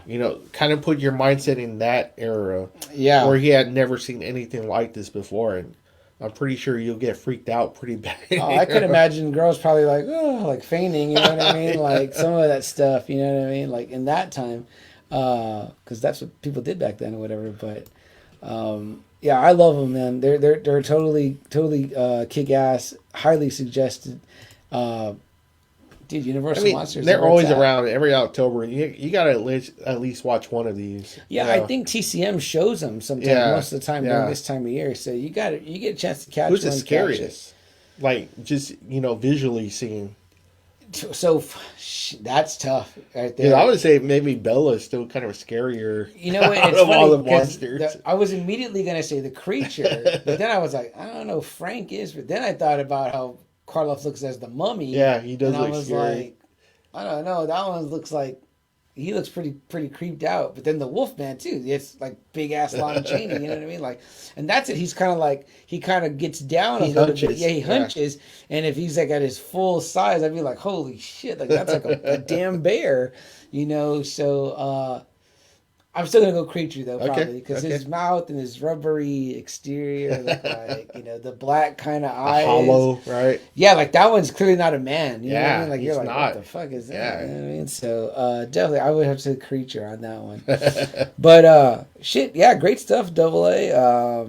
I got nothing else unless you got anything else. No, we're all good. All right, guys. Well, we'll be back next week. We're gonna try to bring you some more horror in the world of horror and keep it Halloween. Yeah, next week we have spooky. A really good special one that I'm really excited to tackle. So it should be fun. Great topic that this man over here to my right brewed up, and I'm excited to talk about it with him too. So you guys know I got to do my homework. So and we might have some pretty faces around here. So hopefully, maybe it beats looking at us. I could tell you that. But if we do, then I'll let you guys know if I need some help and I reach out. Help me out there if I ask you some not too much information type questions. But guys, there's something that we do like to say at the end of every episode of Just Another Friday Night, and that is if there is something that you want to do, a hope, a dream, a goal that you're wishing to accomplish, don't wait. Go do it. Seize the day. Obviously the people that created the Universal Monsters over at Universal Studios did that when it came to Mary Shelley's Frankenstein, Bram Stoker's Dracula. And she was Invisible Man. Yeah, the Mummy, you know what I mean, saying, hey, this happened with King Tut. The whole King Tut thing that was going on at that time. Yeah, let's make it about the curse of King Egypt. Tut. Yeah.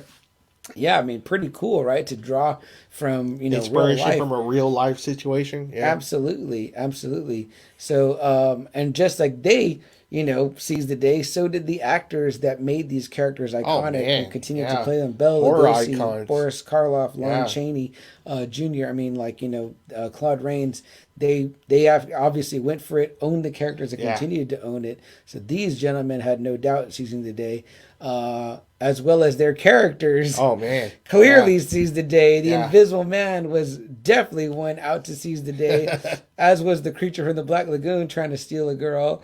You know what I mean? Yeah. The monster, Frankenstein's monster, wanting a bride, and Dracula obviously wanting. The mummy wants a wife. Frankenstein wants a wife. Typically wanting a lady. Creature wants a wife. Pretty common among Dracula them. wanted Mina. Yeah, sure. Yeah. Oh, okay. So here's a list of characters, with no shortage of doing what we say next at the end of every show, which is do whatever it takes. And they certainly were doing whatever it takes. Yeah. Whether it's, being Frankenstein's monster and going to your would-be god and saying, create me a mate, or Claude Rains saying, as the Invisible Man saying, I'm going to, murder and kill and crash trains and everyone's going to bow to my whim because I'm invisible. You know what I mean? These men were no shortage of doing whatever it takes. So, guys, like I said, we say here, seize the day, do whatever it takes. My name is CM Chuck. I'm Double A. And this has been another episode of Just Another Friday Night.